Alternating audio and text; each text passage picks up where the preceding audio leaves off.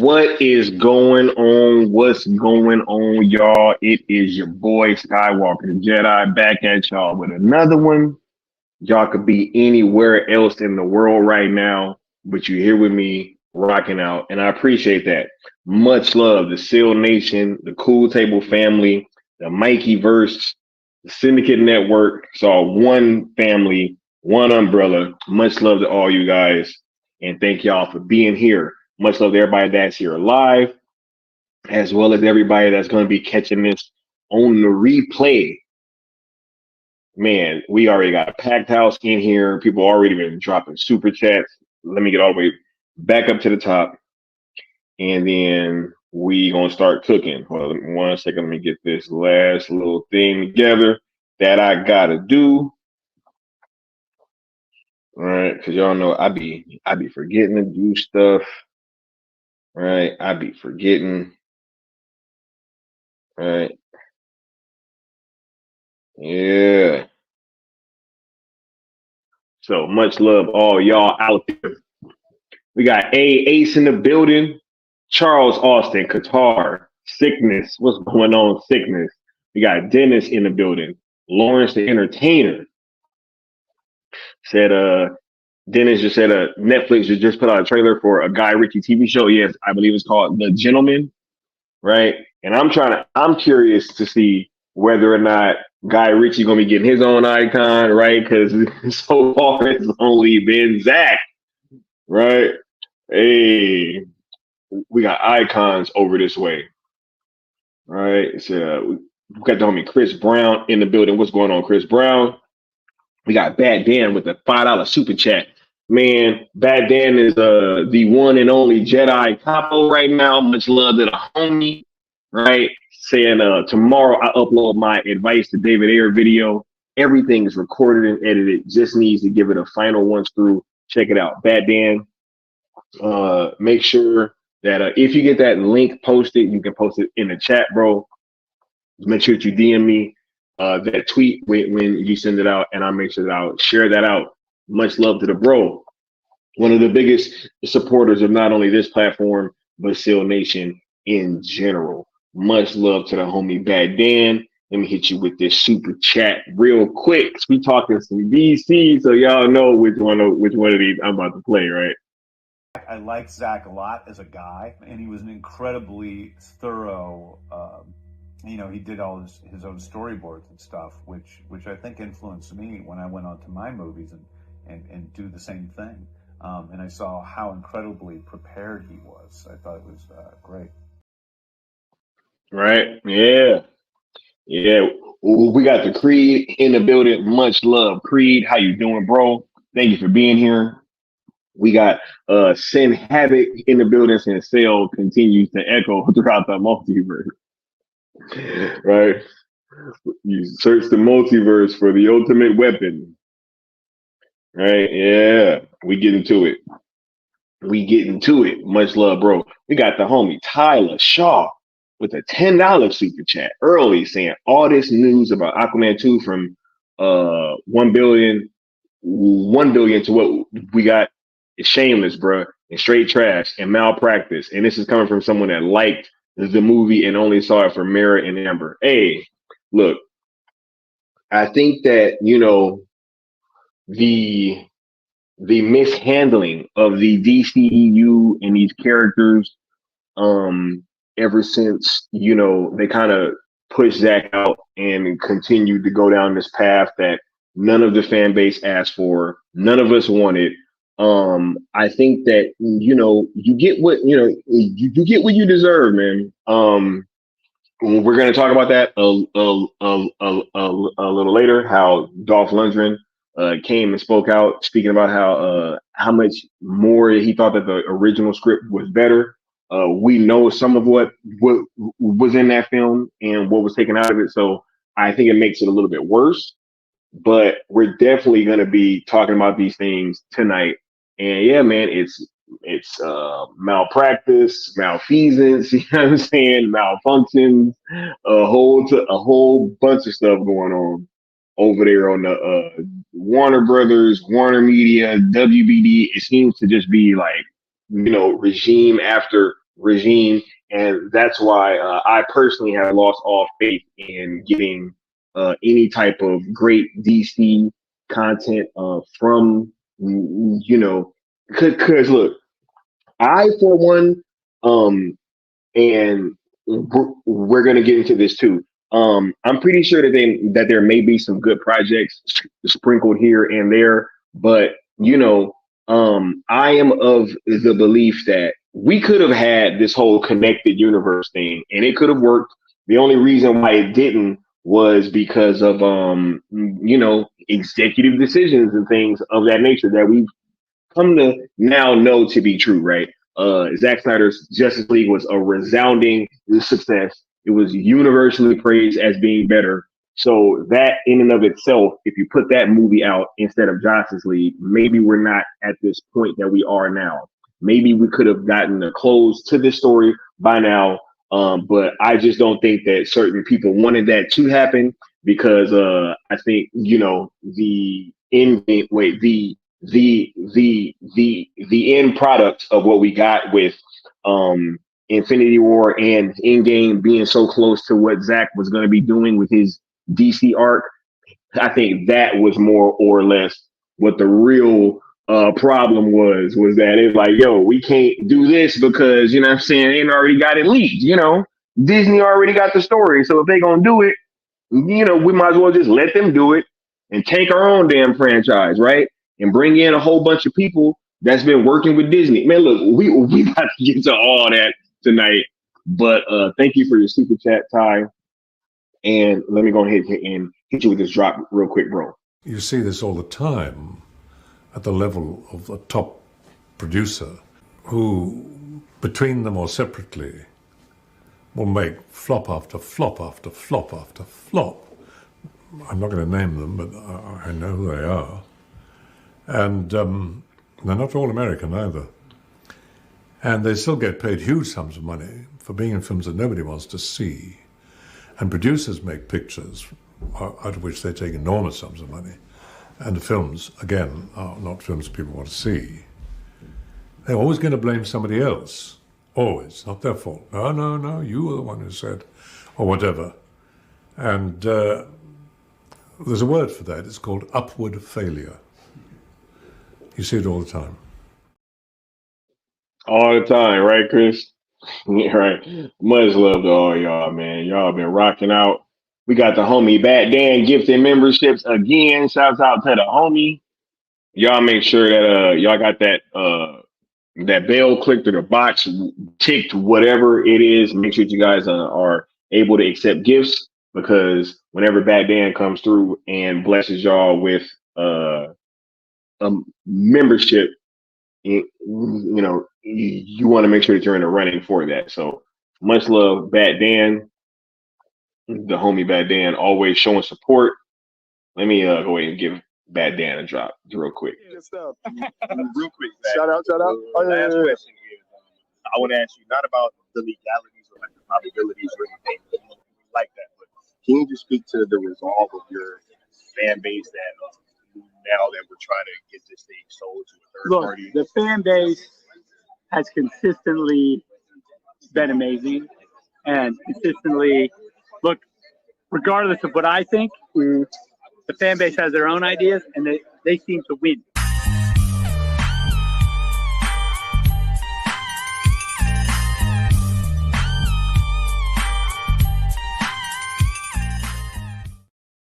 Hey, y'all know what's saying. That was a beautiful day. What's going on? DC Talk. We got DC Talk in the building. Right? Yeah. Oh, man. Y'all killing it in the chat. We got Antonio Lopez in the building. Oh, my God. It's taking me forever to get caught up. South Cali guy is in the building. What's going on, South Cali guy? Ty said, complete malpractice to ruin a $1 billion movie just for the sake of a reboot. Like, I don't think people realize how insane that is. No, look, I mean, look at what they did with Suicide Squad in the sequel. The Suicide Squad, right? Killed off the franchise. Killed off all the hype, but I think that this was done on purpose, though. I don't think it was malpractice. I think they did this stuff on purpose. And we're gonna get into why that is, a bit later. But yeah, I don't think that this was on accident.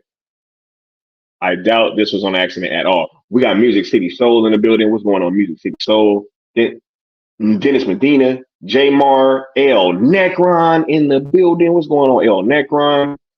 Shout out to the cool table. You know what I'm saying?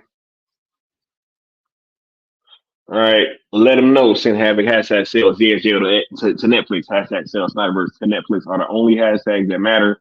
engagement continues directly with Netflix. It's Sell or Nothing and includes the air cut. This is the way. But show, right? We got Anatoly in the building, right? We got Josh Herrera. Yo, Scott, did you get your Rebel Moon poster? Yes, I did. Yes, I did. I did get my Rebel Moon poster. Thank you, bro. I've been kind of like out the loop these past couple days because you know, I've been putting my nose to the ground, trying to get some stuff worked on, and also, you know, was kind of not feeling well earlier, but you know, the show must go on, right? We got Brogu in the building, some Czech guy. What's going on, all y'all? Man, y'all are killing it in the chat, yo. Let's see. We got Castello's Way as a member. I think he might have won that Dan raffle. Shout out to the homie. We got Floyd Lawton in the building. What's going on, Floyd? We got Deadshot, ladies and gentlemen. TJ's in the building. What's going on, TJ? Alan Belk. Much love, Alan. Robert Harris. Man, what's going on, y'all? Man, y'all killing it in the way, yo. Killing it tonight. You know, y'all putting me in work. We got Castello's Way saying, don't hold back, spill the truth, hashtag sell us the way. Oh, no, we ain't. No. I got some topics to touch on tonight. And we about to spill some tea. Much love to the homie. Let me go ahead and give you this drop right here. For The Dark Knight Returns. But I don't know, if Netflix finally has it and you could hypothetically continue, would you be open to it? If Netflix had owned the rights to the DC characters in my extended universe, of course I would absolutely whatever. Yeah, no question. Fans will be very happy. Yeah, fans will be very happy. And about yeah.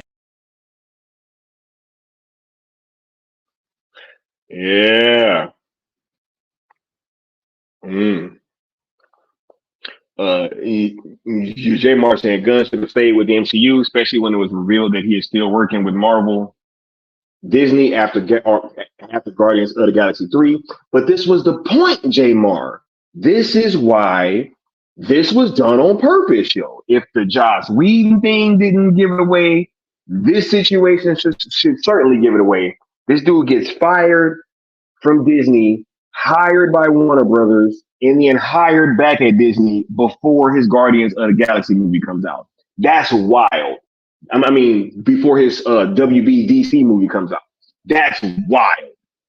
You know, if that ain't like corporate espionage or them trying to like pull the wool over everybody's eyes, like, I don't know what is, bro. Like, how many times are we gonna go for the okie doke? Right? Yeah. We got Kelly Holmes as a new member. Much love, Kelly. I'm about to start dropping a lot more members content for you guys, and also having some more streams that will be where members can only will be only members being able to comment, as well as all of the stuff that's in the list for you guys, right? But you guys are amazing. Let's tap in with the new guys real quick, and then we'll be back to start the show. No, actually, I didn't even get to the rigmarole yet. See, man, look, y'all getting me all out of my sorts, right? If you're on the road to 2K, make sure you guys are smashing the like button, subscribing, hitting that notification bell, all that good stuff, so that you know when I'm going live, so you know when I'm dropping. Much love all y'all that have been doing a great job of that so far, and much love to everybody that will be rocking out going into the future. These hashtags are why we are here. Hashtag sale, or Zack Snyder sale movement, rather, is the last hope for Zack Snyder's DC arc, in my humble opinion, right? And we've made a lot of headway in just a year, and there's some change, and we're going to keep pushing forward, keep rocking out in new and innovative ways to increase awareness for this thing, and to just let people know, and to let Netflix know that there is a viable subscriber base that they should invest in going forward with Zack's DC projects. If you choose to rock out with the hashtags, we ask that you follow 3 rules of engagement, which are: be positive, don't mix the hashtags, and also don't tag, mention, quote, tweet, reply to, or anything like that. Anybody over at WBD, which is including but not limited to James Gunn. Also, make sure that you guys are subscribed to ZSJL to Netflix on YouTube and also following ZSJL to Netflix on Twitter. If you would like to sponsor a stream, there's two ways. When you guys send super chats, they are tallied up. Whoever donates the most will sponsor a following stream, and you will have your name scrolling at the bottom like the homie A Curly Ray does right now. It should be coming up. There it is, right? Yeah.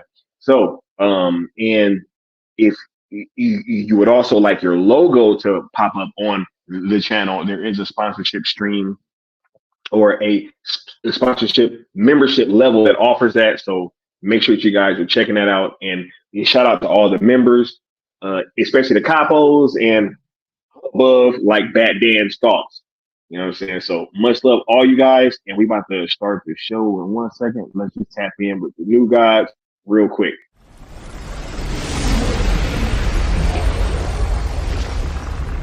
Steppenwolf, have you begun the conquest?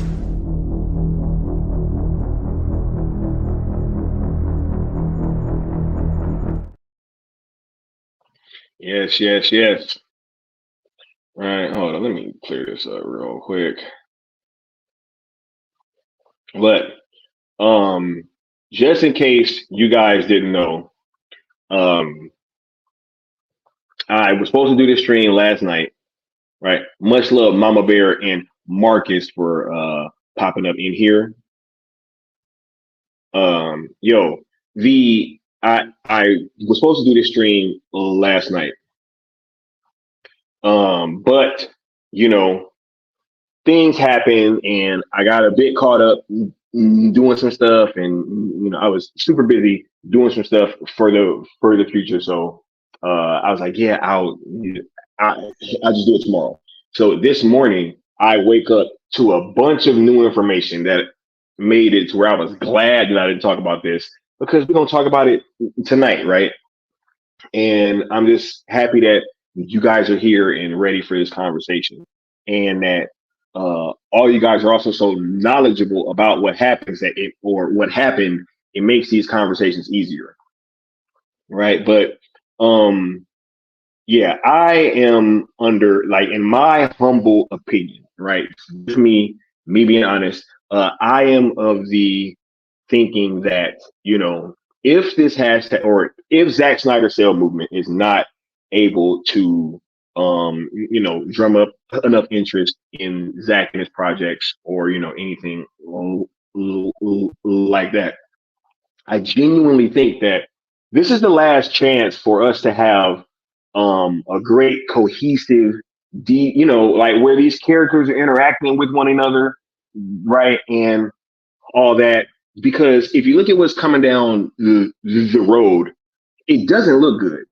If you look at the way that these last 4 films have been released, I think that gives you a little bit of a peek into the future, right?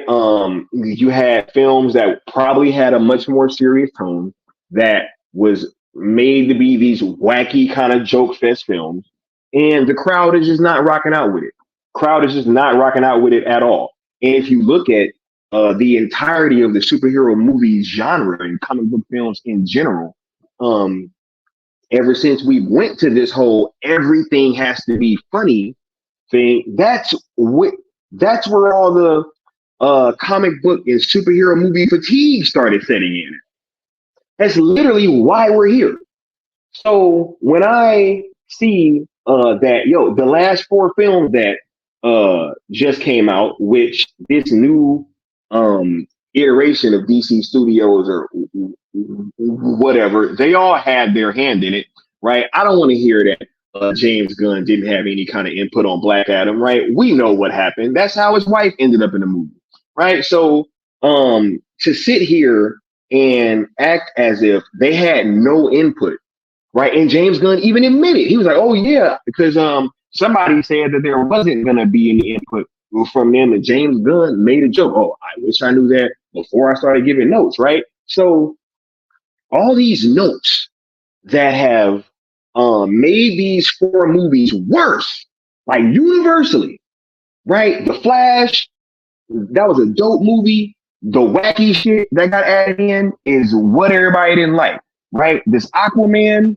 which I haven't even seen it yet, but apparently there was something there that could have been great and was coming off the heels of $1 billion first film. And is this movie gonna make $500 million? Right? Is it even gonna make half of what the first one made? How does this happen? How does this happen? Right? And Peter Safran has had his hand in a whole bunch of these films too. The two heads of DC Studios, right, have both been a part of all these recent flops in one way or another, pretty much. They either gave notes or was producing on the film. It's crazy. Right? But yet we're supposed to hold out hope though. Right? No. This was all organized, Joe. Soon as I saw that comment from James Gunn talking about, oh yeah, I think that, this little break for DC will be good. They tanked this shit on purpose to make you guys forget about it. And all of a sudden in 2025, when Superman Legacy come out, they're gonna repackage this bullshit and try to sell it to you guys all over again. Right? Wackiness, humor, right? Repackaged bullshit.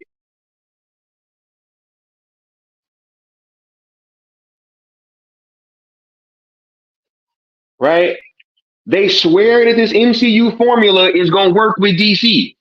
When they were going on their first journey with Zack, and they weren't following the MCU formula. Like, yes, it was a shared universe, but in terms of tone, in terms of how these stories were being told, it was not the same. It was the exact opposite. And they were making money, right? But nah, we got to get this crossover. Fans be damned, right? So let's bring in Joss Whedon. Let's bring in James Gunn, right? Let's wacky this shit up. Let's give Zack's story over to Marvel, right? Which I'm going to highlight because it's this picture, but I'm going to talk about the picture a little bit more in depth, right? But these things aren't accidents, right? Hey, I was talking to homie Leon, and he told y'all he was hearing stories about Jeff Johns fucking with Zack Snyder in 2013. Y'all think that this shit wasn't like, yo, come on now. Sin Havoc been saying this. Gunn's been working with WB, DC, and Marvel Studios since 2011. Crazy. Right?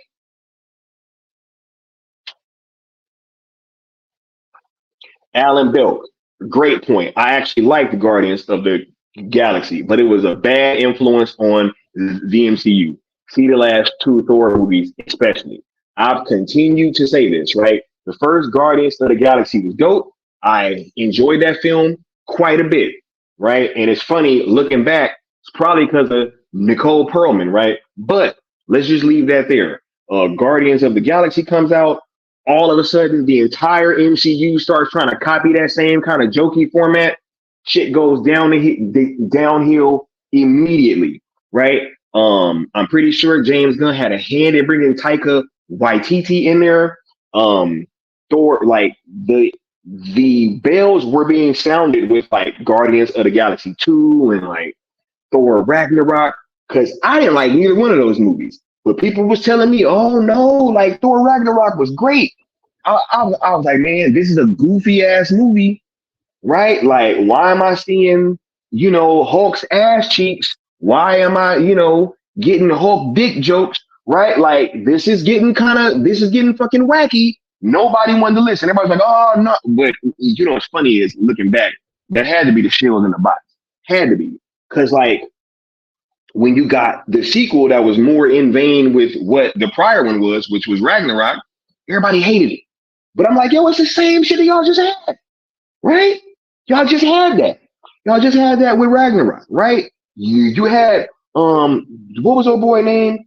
That Carl Urban played and they had them with the M16s with the unlimited magazines, right? You know, nah, I've been sounding the alarm since back then. But everybody was like, nah, right? Thor Ragnarok was great, you know? Captain Marvel, more of this jokey, campy shit,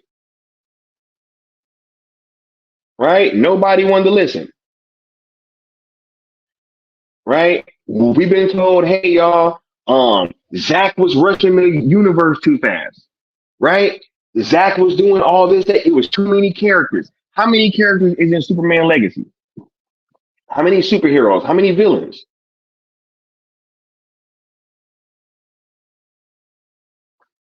Right? How many villains?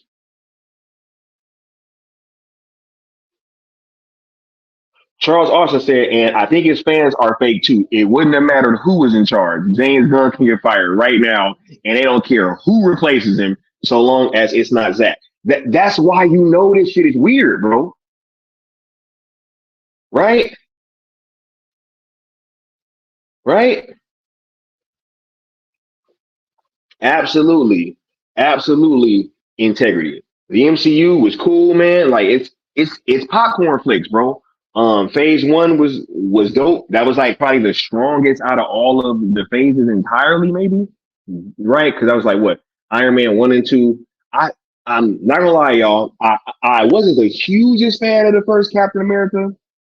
Um, but I did love the first Thor film. I love that film. Kenneth Branagh did a fantastic job making that film and just creating that world and all that, right? But as you saw, you know, phase one comes and then phase two happens and you get The Winter Soldier, which is like one of the strongest films in the entirety of the MCU, right? But yeah, but look, that was in the vein of being more serious, right? And you know, everything didn't feel the same. But after Guardians 1 came out, everything was a joke fest, yo. Said the Russo brothers should be thanking Zack for life. Yeah, nah. We here to cook, man. Right?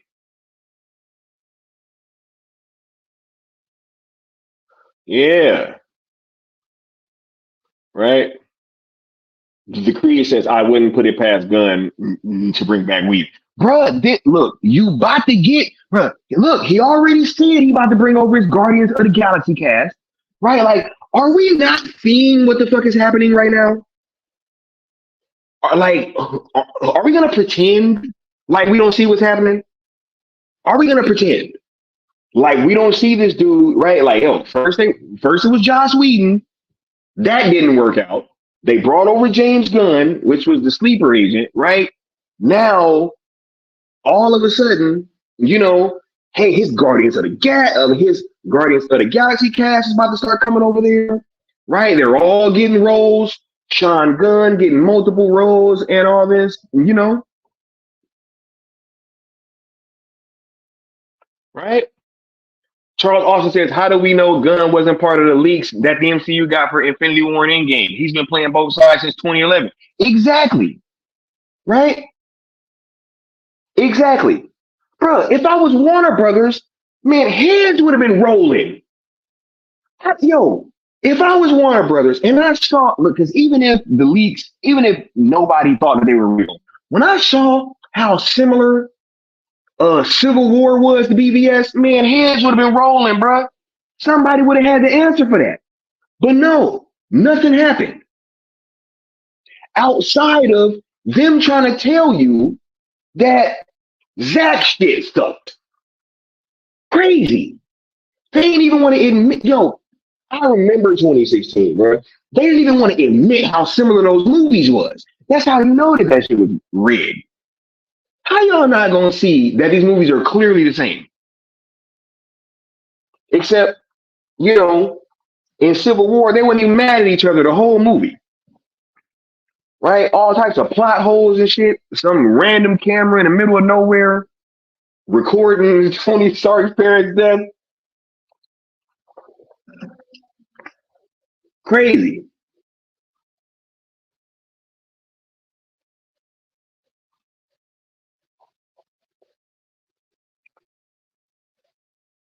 Thor Ragnarok was the Ragnarok of cinema. Yep. He said, heck, even Civil War is a campy slash bad movie. Shout out to homie Bat Ben with the $2 super chat.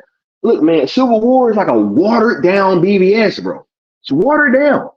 100%. Watch those movies back to back and tell me that they ain't the same damn movie. It's facts. Captain America 3 was supposed to be Serpent Society. They act like we don't remember that. They act like and all this. Oh, Marvel got they damn plans plotted out for 10, 15 years and everything's set in stone. But yet we had to go redo Robert Downey Jr.'s contract right before we changed this movie to Civil War because we had no idea that he was going to be in it. Right? Oh, we got this 10, 15-year plan, right? But all of a sudden, when Jonathan Majors get into trouble, I'm not going to recast Kang. No, I'm just going to do away with the whole Kang storyline. Man, get out of here, bro. Get out of here. All this whole, MCU got their plan for 10, 15 years settled out. It's bullshit. Why they have to redo Robert Downey Jr.'s contract? Why? If everything was plotted out the whole time, why, after they changed the movie, why do they have to renegotiate Robert Downey Jr.'s contract, which is when he first started getting these humongous bags? Why did that happen? Why? I need an explanation. If they got the whole thing plotted out, why is it that Captain America 3 can all of a sudden be changed from Serpent Society to Civil War all of a sudden? Just like that. Come on, man. And then all of a sudden, just it's happenstance that the story from Zack Snyder's Justice League 1, 2, and 3 just happens to be the exact same thing that took place in Endgame. Man, come on, man. Come on now. I'm not playing these games. No more, yo. They trying to get this damn crossover. Fans be damned. This shit is corporate espionage. You guys are seeing it. If WB or Warner Media or WBD or whoever, if they wasn't in on this, man, yo, I don't know how, man, they'd have to be. I refuse to believe that they that stupid. I refuse to believe they would hire all these people from Disney, have them come over there and ruin their chance of taking over again. Because even recently, Phase 4 was sputtering. Fans is getting upset. Everything. DC is warming back up. All these news and rumors on Cavill and Affleck and stuff all year. Zack potentially coming back. Right? What do they do? What do they do when they have a chance to compete again? Both times that Warner Brothers or WBD or Warner Media, whoever the hell, both times that they had a real chance to usurp Marvel, they punted. Both times and brought in somebody from Marvel. Man, come on now. Both times. It was Joss Whedon the first time, and now you remix it and it's James Gunn. Real talk. Shout out to the homie Batman. Let me hit you with the super chat real quick, bro. I'm not broken. And I'm not alone.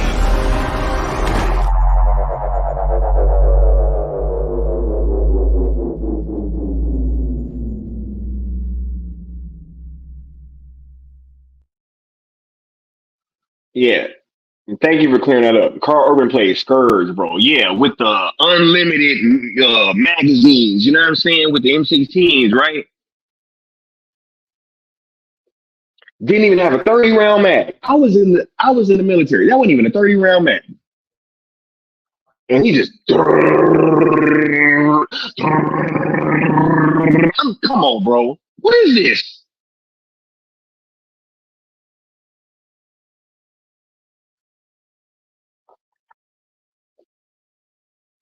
Tyler Shaw with the $2 super chat saying Jedi, it may not even make its budget back, right? Come on, man. Right?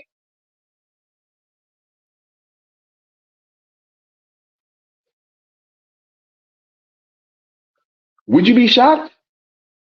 Aquaman don't make his budget back. You know, thank you for the support, Ty. Let me do the super chat real quick, bro. With this drop.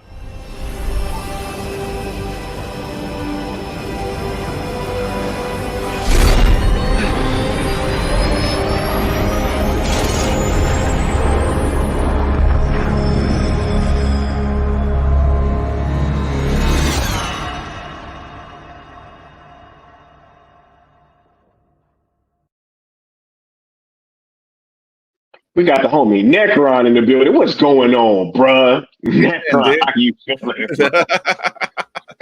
I was like, I haven't been on in a while. I got to come on the show tonight, see how everything's doing, how the sales update's doing, what's going on, man. We cooking, bro. We cooking, man. We over here talking about all this stuff that's been going on, bro. You know, all this nonsense and them trying to pull the wool over everybody's eyes while just marching us closer and closer towards this damn eventual Marvel versus DC crossover that nobody is asking for. Nobody wants this thing, Necron. Fans don't. DC fans don't want it. Marvel fans don't want it. Nobody wants this crossover outside of Marvel and DC. They're the only people that want to do this damn crossover, apparently, but yet we're slowly, continually being marched there, whether we want it or not, bro.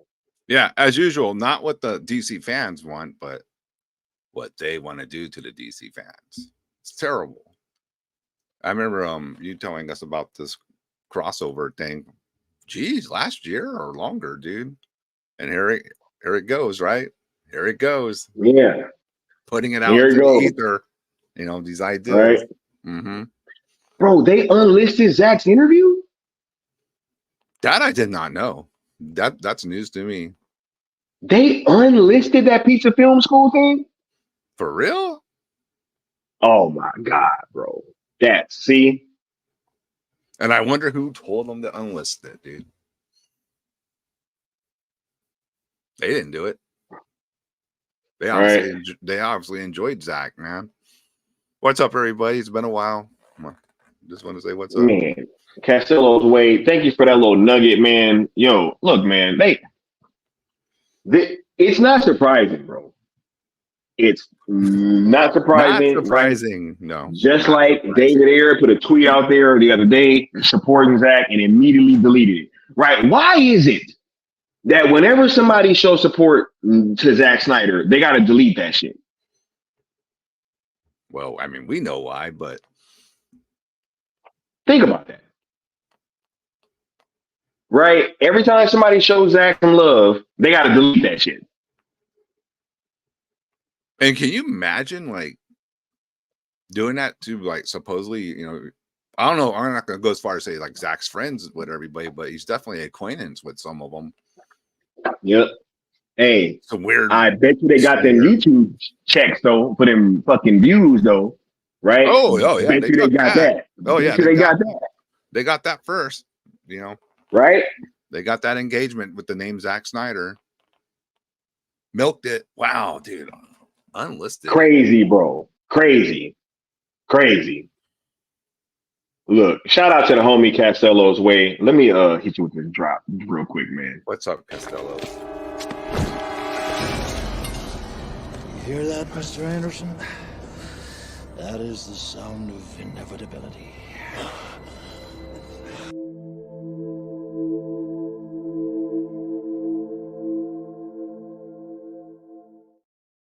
Okay, I got a thought, Sky. Go ahead, bro. You'll disagree or agree or maybe something. Zack Snyder and Netflix are proving they're a threat to the power structure. I mean, I know we already know. Absolutely, bro. But absolutely. I mean, they're really just like, we knew they clamped down before, but now it's not even being hidden the way they're going about, you know, clamping down on Zack, because this has gone beyond, you know, DC, Zack Snyder. Yes, DC. Man. This is about the business model of the future. Yeah. And if all these directors see Zack being able to do anything he wants on Netflix. Facts, bro. And not being told what he can. That scares them. You get a theatrical release, it might not be, you know what I'm saying? Like, but who even knows, man? Netflix may even be able to keep acquiring some more theaters. Bro, they increased how many theaters that Rebel Moon was in. Well, I mean, and that's the next threat to them. What if Netflix starts penetrating theatrical? Yeah, bro. Doing business there. Because they already got streaming. And streaming is, like we talked about this before, streaming is money each month. They don't have to like, oh, I hope everybody goes and see my movie. You know what I mean? Facts. They get, you got a subscription, they get paid. If they lose subscriptions, then that's, where it affects them. But if they're getting those subscriptions, dude, and then these directors say, you know what? I'm tired of these guys changing my vision all the time or compromising. I'm going to go make some movies on Netflix. Then all your top Hollywood creative is starting to go over to Netflix. Guy Ritchie, Martin Scorsese already been over there, bro. Mm-hmm. Quentin Tarantino didn't drop something on there. And if you look at how much money these studios been losing, and Netflix keep, bro, they worth more than like almost all these studios, pretty much, bro. So, right? As a creative, you're thinking, okay, my movie may not get the theaters, but it's going to be seen. Yeah, and it's not going to be compromised. And they might they might give you a little run. Yeah, a week or two. You know what I'm saying? Like, hey, that way anybody that wants to go to the movie theater and see it, they may be able to, especially if they keep acquiring some more theaters or picking some places that it's able to be shown. Keep expanding. Just like they did with Rebel Moon. It was only supposed to be in 4 cities, Necron. Right? LA, New York, Toronto, and London. Right? That thing was playing in Chicago, all over the place. After they saw the reaction to it, right? So this thing is definitely a threat, bro. But to J Mar's question, he says, what are the odds that anyone from the Snyderverse cast is going to reprise their roles or hopefully full-blown recast? Well, according to Mikey Sutton, you know what I'm saying, which I ain't got no reason to doubt anything that man told me, especially because what y'all know is one thing. What we were talking about is a whole different thing. I am under the impression that all of the cast is down to come back. They're all down to come back. I can remember that being said as well too. It's they love Zack. I wonder why he doesn't, have weirdness to him. He just wants to make good movies and treat his cast right. And it sounds like an awesome dude to work for, man. Why wouldn't you want to go back and work with him? Crazy. Right? And too, man, like creative minds and the suit minds, of course, they're gonna always clash. I mean, that's just the way it goes. But you can only keep suppressing the creative side for so long where it's finally gonna, like on anything, bro, it's gonna snap, and it's gonna want to be able to create freely. Especially seeing as how like the fans was responding to it. See, it's one thing if like bro, this entire thing was orchestrated by the executive branches of these 2 different entities, right? Because the fans was showing up, right? That should have been the end of the story. Yeah. Just like when we were talking about with those Transformers films. How many Transformers films was able to get made? Like, I may think that they're stupid after a while, but guess what? The fans don't. They keep showing up to go see it.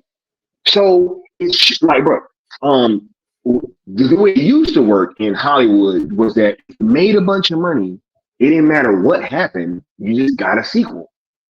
Very true. Right? But somehow with BBS, it had to be like a smash hit and a critical success, right? Which is like, wait a minute. If it's a smash hit and the people are liking it, what the fuck the critics got to do with anything? Like, who cares about what the critics say? Why did that even come into play? And let's be real. It's a comic book movie. As long as the fans showed up, and they did, why is the critics matter? It makes no sense. Critics, like you're saying, Star Wars and Empire Strikes Back, and all got trashed by the critics, and they're some of the biggest movies ever made. And of course, they want to keep making more. Watch this. Sin Average says Majors got put in timeout by Disney. He's still under contract by Disney. You want to know what's wild is they canceled this man from playing Kang. Help, because once that happened, that gave credence to everybody else dropping him, especially, right? And then ABC, which is owned by Disney, doubles down on getting engagement by interviewing this man and having him beg for his job back. That shit's crazy, nigga. Like, think about this. Let's say the Cowboys fire Mike McCarthy. Right? Which will probably happen. Yeah. Right? Yeah. And then the Cowboys are the one holding a press conference for Mike McCarthy to pitch himself to other teams. Like, that wouldn't make any sense, bro. Like, no, once we fire you, you're out of here. Yeah. You know what I'm saying? Like, it's like, why is it that they fire this dude and then they turn around and double dip on the engagement by having him come on their platform and then begging for a job? Like, this shit's weird, bro. That's cold-blooded, man. That's not right. We fired you and we made the news, and now we're going to get the engagement of interviewing you. What? Crazy, bro. Right. Wow, man. These corporations, dude. Right. Anything. And Alan Belk says, I think Marvel realized Kang wasn't working out the way that they wanted, and they threw Majors under the bus. No, Kang was fine. It was phase 4 that fucking sucked. It had nothing to do with Kang. Matter of fact, we were asking for more Kang. Right? Even in Loki season 2, I was like, yo, like, I'm loving the Victor Timely stuff, but where's Kang, bro? Where's Kang? Yeah. Like, nah, this wasn't a Kang problem. It was a phase 4 Disney Plus problem. Right? They decided to change the formula of what successful Marvel movies were, and it didn't work out. Just like New Coke. They went from putting out movies every few years or once a year or whatever to doing a whole bunch of shows. And they watered down their brand, which had nothing to do with Kang. It had nothing to do with Kang. They're like, oh yeah, well, hey, we kind of got to get this Kang storyline going somewhere else. So yeah, let's just get rid of Jonathan Majors. If Jonathan Majors was the issue, why didn't they recast? Right? If it was really like this golden plan that they're gonna stick to, right? Bro, they have a golden plan that they're gonna stick to, Necron. But all of a sudden, the Avengers movie that was supposed to come out is now about to be totally something fucking different. Does that make any sense to you? It ain't even a Kang Dynasty no more. Yeah. I have no idea what they're going to course correct to. Probably Doctor Doom, right? Probably so. Right? Probably so. But Kang looked like it was going to be cool, man. To me, I was digging it. And I thought Jonathan Majors was he shined, dude, when he was in Loki season 2 at the end. He shined. Bruh, he was the only good thing about Ant-Man and the Wasp Quantumania. Then they say, oh yeah, that movie didn't sell that well. It didn't sell like up to expectation. It's a fucking Ant-Man movie, bro. Well, I know that always got to me. Well, yeah, it's Ant-Man. It's not Captain America. It's not Iron Man. It's not one of your, top tier characters, bro. Like, of course, it's not going to do banger numbers like Captain America and the Hulk, Iron Man, or Thor, and all these other established ones. Look, I'm gonna answer this question, Robert. It says, Scott, are you planning to see The Beekeeper anytime soon? I'm gonna keep it a buck. I was not gonna watch that movie because I was under the impression at first, I don't know why, but I thought it was connected with WBD somehow. And that just did not, like everything that was going on with the fan base and everything around that time, I wasn't rocking with it. And I was like, yo, if this shit got anything to do with WBD, I'm not fucking with it. It's like, you know what I'm saying? Just because, like, it's a whole bunch of weird stuff going on with the Air Cut fan base and everything. But apparently it's not. I'll go check it out. You know what I'm saying? Isn't it Universal or something? I thought it. I think so. Yeah, I think it's so. not a WB, But, as far as I know. I will go check it out because I am a fan of David Ayer. Honestly, Yeah, he makes fire movies. That's why not gonna change. Yeah, don't worry. We're gonna drag that haircut along to the finish line with the Cell movement. So it'll be there eventually on Netflix. Somebody just said that it's not unlisted. All right, hey, I'm gonna check after this. Is it in the same version as it was originally released? But if it's unlisted, dude, that's just like, wow, that's wild. Right? Game over, man. Game over, man. Game over. Game over, man. It's like there's your smoking gun right there. Right. All right, man. This chat is killing it. It's moving fast, dude. Right. We about to address a few topics that I want to talk about specifically, but I gotta get caught up with this chat, yo. This is these are critics who see these films for free. Facts. You gonna listen to people that see the movie for free rather than your paying customers. That's wild. That's wild. I'm listening to The Sky, Leon, people like that when they go see a movie. Hey, was this good? Is this not? I don't know. Definitely not critics. They get their $50 fee to review their film, yay or nay. Critics. Instead of payroll. Majors ain't done. The humiliation was the point. That's what we were talking about the other night on that Cat Williams stream. You know what I'm saying? Because that was crazy, bro. Yeah. That's all part of it. Okay, now go out there and get humiliated and beg for your job back. Right?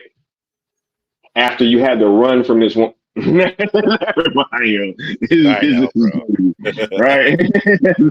Right. But yeah. All right. I'm all caught up with the chat now. And you get the blame for trying to save someone from embarrassing themselves. That's usually how it goes. $50, y'all. $50? How cheap to ruin a movie? God, get a $50 gig. Right. But let's get to the first of like the official topics. Right. We are already 1 hour in. There is zero hype for DC right now, Necron. There is zero hype, bro. Why is that? If you want to kill the vibe in a room, mention what DC got on the horizon. You know what I'm saying? Like, if you want to, you know what I'm saying? Like, have everybody think, like, yo, what the fuck is going on? Like, who the hell is Batmite? Why is there a Peacemaker season 2?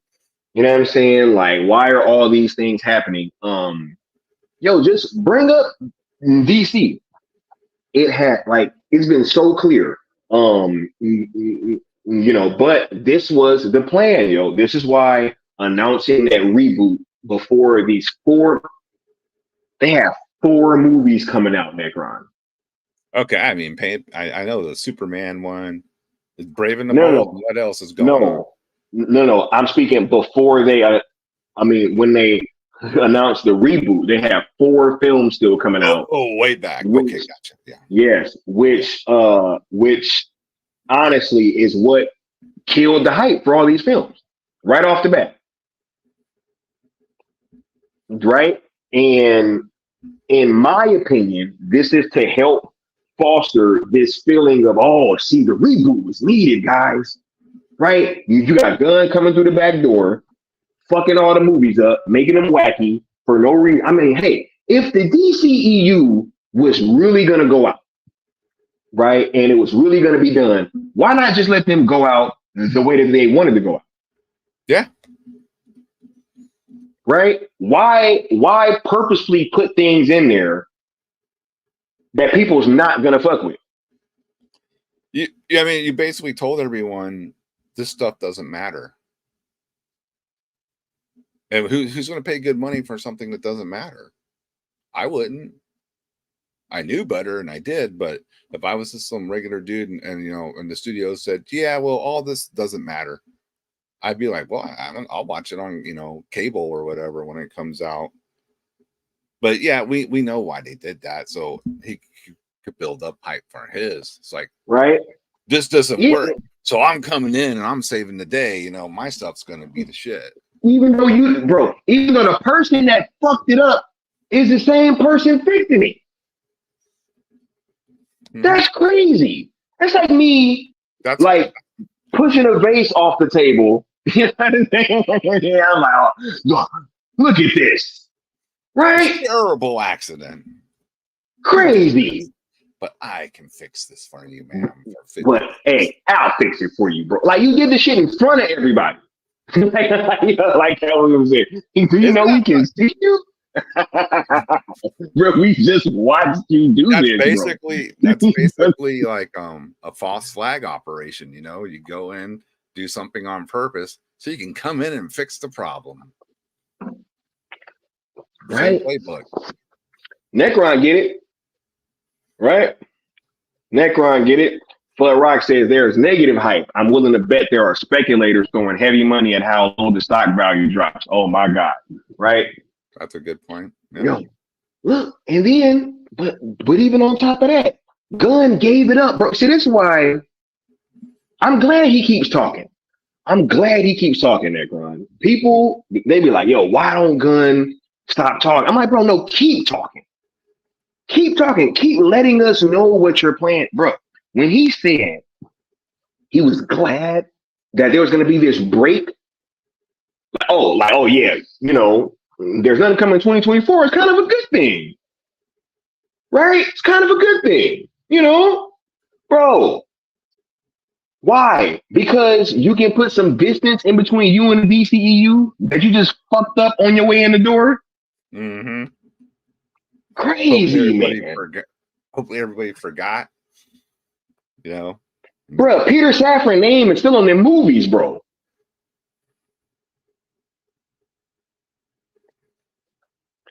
Tyler Shaw with the $5 super chat saying, let's keep it a buck. What's the point of Peacemaker 2? Who asked for that show? That show is trash, and so is the Suicide Squad.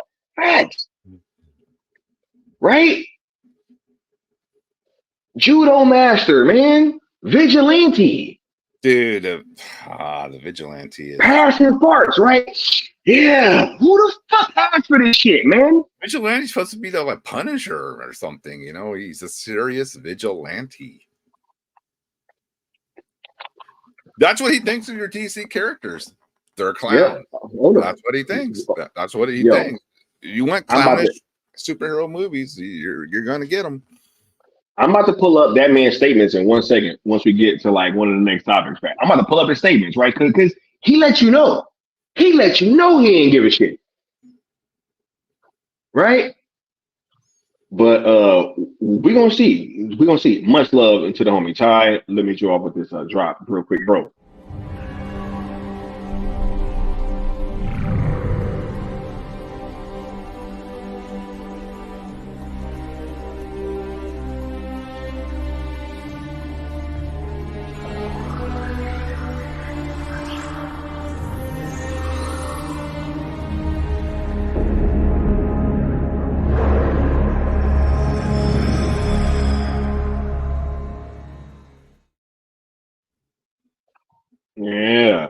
There you go. There's some, proper respect to DC right there. Tyler Shaw said, as I said earlier, complete malpractice. $1 billion movie. Talking about that first Aquaman, right? Like, literally, first one made $1 billion. Second one probably ain't gonna make his budget back. And right? you could probably, wow. and you could probably thank Netflix for keeping it on his legs. Facts. This is crazy. This is crazy. Shout out to the homies. Hi, LaShaw. Thank you for the support, bro. Let me show this drop real quick. I like Zack a lot as a guy, and he was an incredibly thorough. He did all his own storyboards and stuff, which I think influenced me when I went on to my movies and do the same thing. And I saw how incredibly prepared he was. I thought it was great. To do the same thing. I bet, right? Wacky ass Superman Legacy drawings that man put out. That man want to be Zack so bad, bro. Right? And then the Creed says the DC brand is so tarnished, so badly due to Gunn. Nobody gives a crap about any of his wacky mess. Straight trash. You know what's wild too? Because I keep hearing this. I keep hearing that the DC brand is so tarnished. But Necron, when they put the DCEU on Netflix, did it do numbers? Big numbers. Especially Zack stuff, right? Yeah. It was always trending, number one, in the top 10, and just all over, but always in the top 10. Zack Snyder's Justice League was a global phenomenon, right? Yeah. That's according to WB themselves. Yeah. Okay. ZSJL2 and announcement would break the internet, right? That would be the only thing that would probably save the DC brand. A ZSJL2 announcement.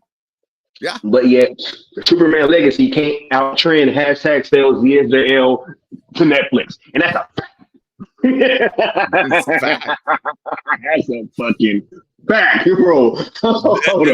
And don't blame us. Blame the fans because they're the ones who want it. Remember when they dropped this picture? Remember when they dropped this picture? And this shit couldn't even save them, bro. They got to drop them. What do they think when they do these things? We're not gonna be like, hey, come on, guy. What are you doing? Bro, Top Gun 3 didn't even outtrend hashtag sales VSL to Netflix the other day. That's a fact.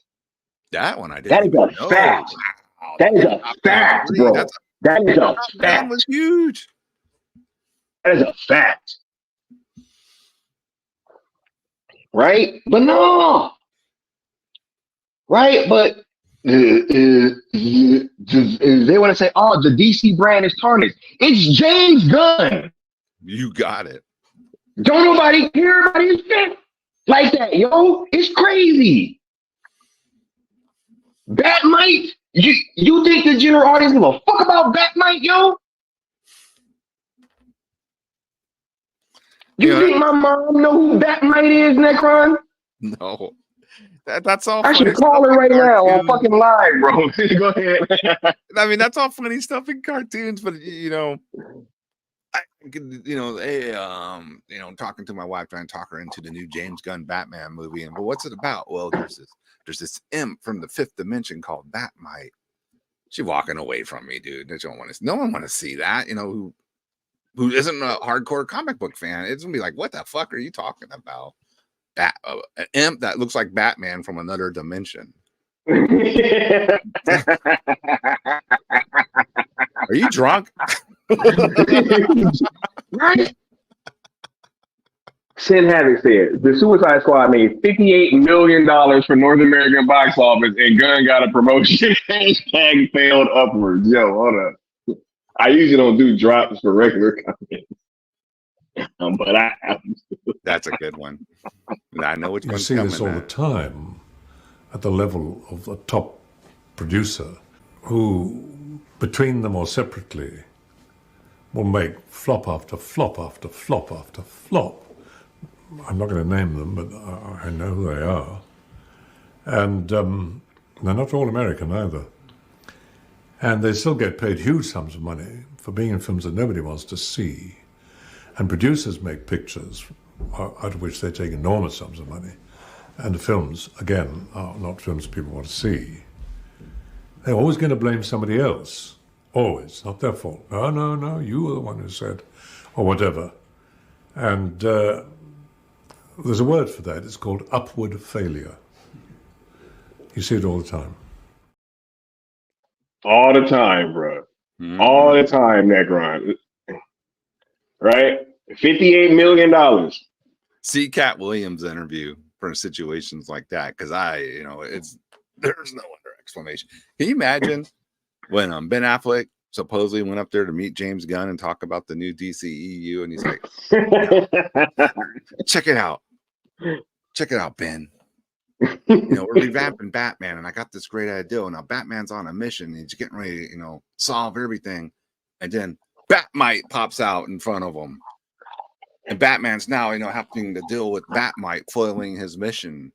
Can you imagine what's going through Ben Affleck's head at the? I couldn't even imagine, dude. Wow. I'm sure the meeting was over at that point. It's like, I gotta go, dude. Yeah. Yo, I had a conversation with Mikey about what apparently went down in that meeting.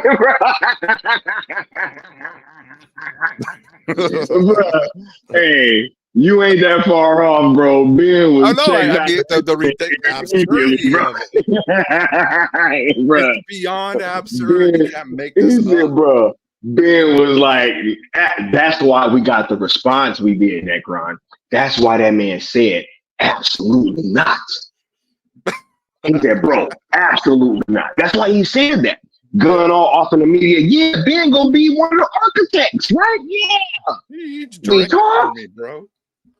He gonna direct for me. One of my sweet DC movies. One of those sweet DC. Yo, he gonna direct one of those sweet films for me. Ben came out and was like, absolutely not, bro. Crazy. Ben better go up to the Beverly Hills and spend all his money on J-Lo over the weekend working that movie. Bro. That studio. He better take that hit. He better take that hit in his wallet and do that shit. Fact. Yo, that's real talk. But shout out to the Creed, because man, I'm tired of this whole the DC brand is too tarnished. It ain't. It's James Gunn, bro. It is James Gunn. Look at all the Rebel Moon hype. Rebel Moon hype. Massive.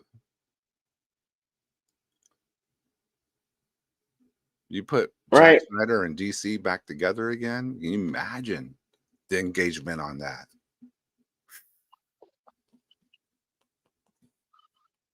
Oh my God. Tyler Shaw said, what's funny is legally won't make Man of Steel money, but since every DC film has been terrible, it will do decent and everyone will praise it. Because look, that's part of why killing those next films' box office chances was so important. Set the bar, right? Low. Yeah, for sure. Yeah, man. Well, I mean, we did better than Aquaman and The Flash. Well, yeah, because you freaking sabotaged them. Yeah, right. We did better.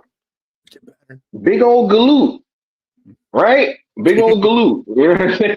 Right, well, look, shout out to the homie Tyler Shaw with the $5 super chat. Let me hit you with this drop real quick. My master, now that the mother boxes have been destroyed, how will you retrieve your great prize? Anti-life is found, Assad, and we will stop at nothing to possess it. Ready the Armada. We will use the old ways.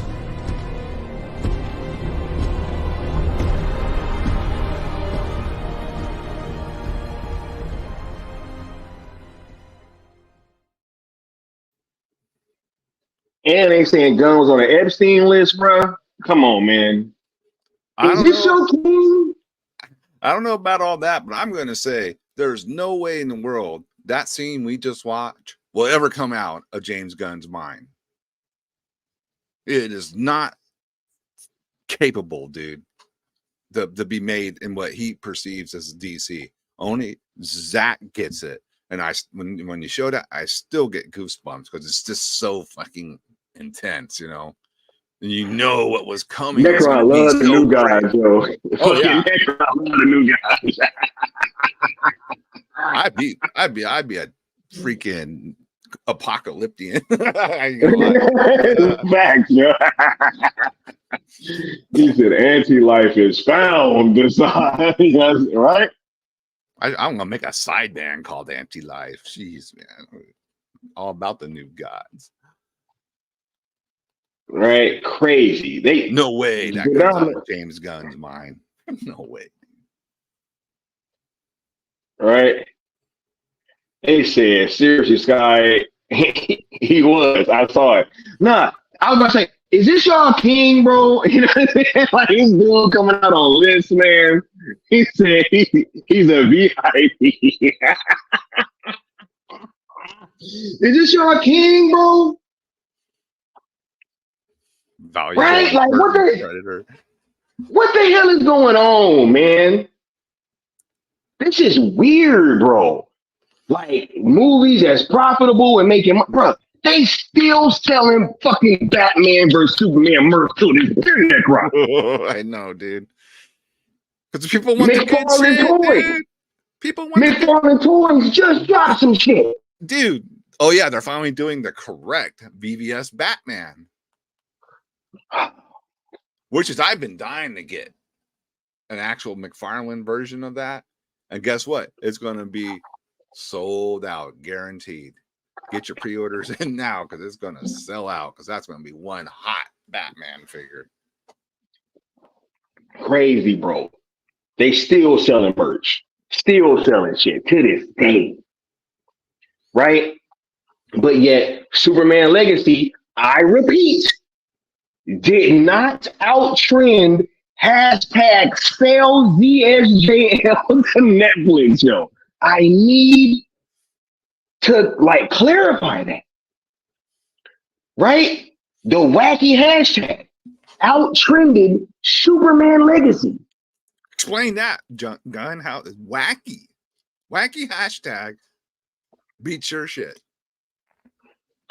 Zero fucking hype for this shit, yo. So nobody care. He putting them back in the underpants, bro. Creature Commandos. Who cares about Creature Commandos? No one, dude. And I should like that, but I know it's going to be wacky. So no.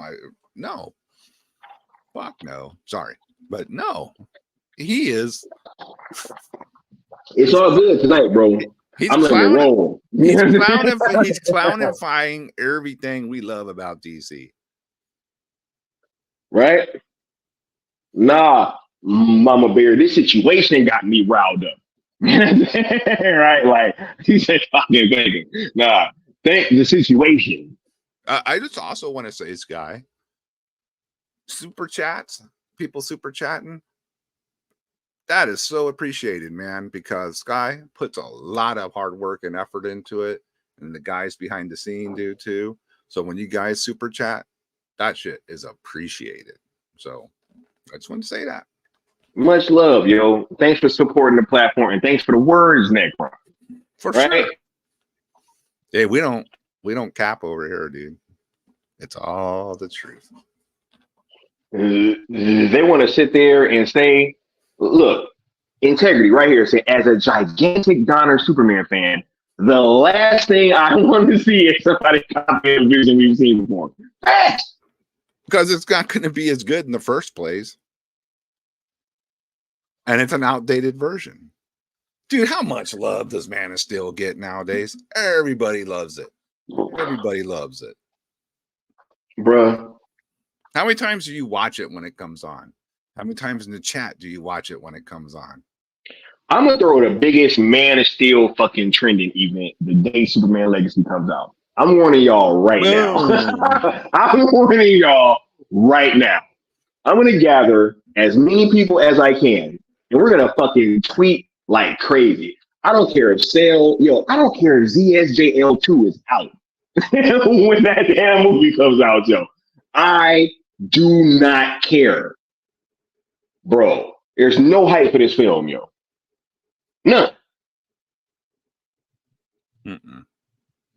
This Super Friends bullshit.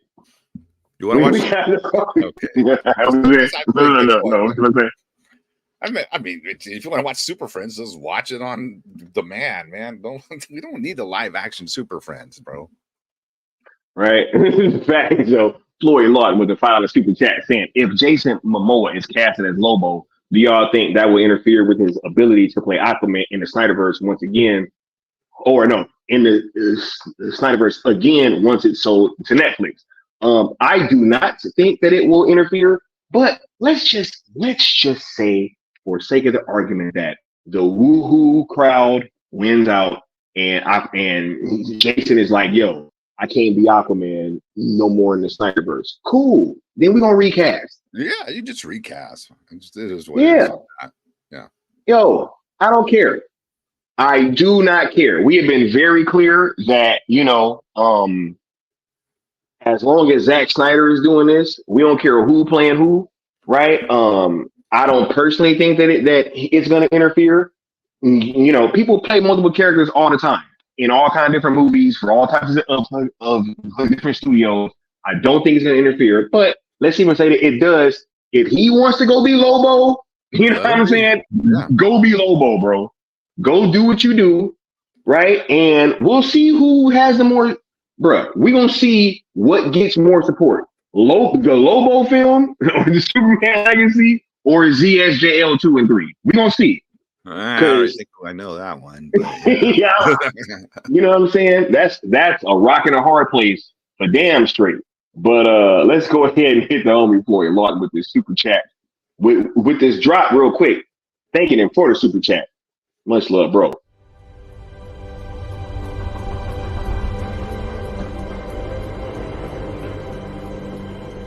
The challenge won't be doing it. It will be not doing, not seeing.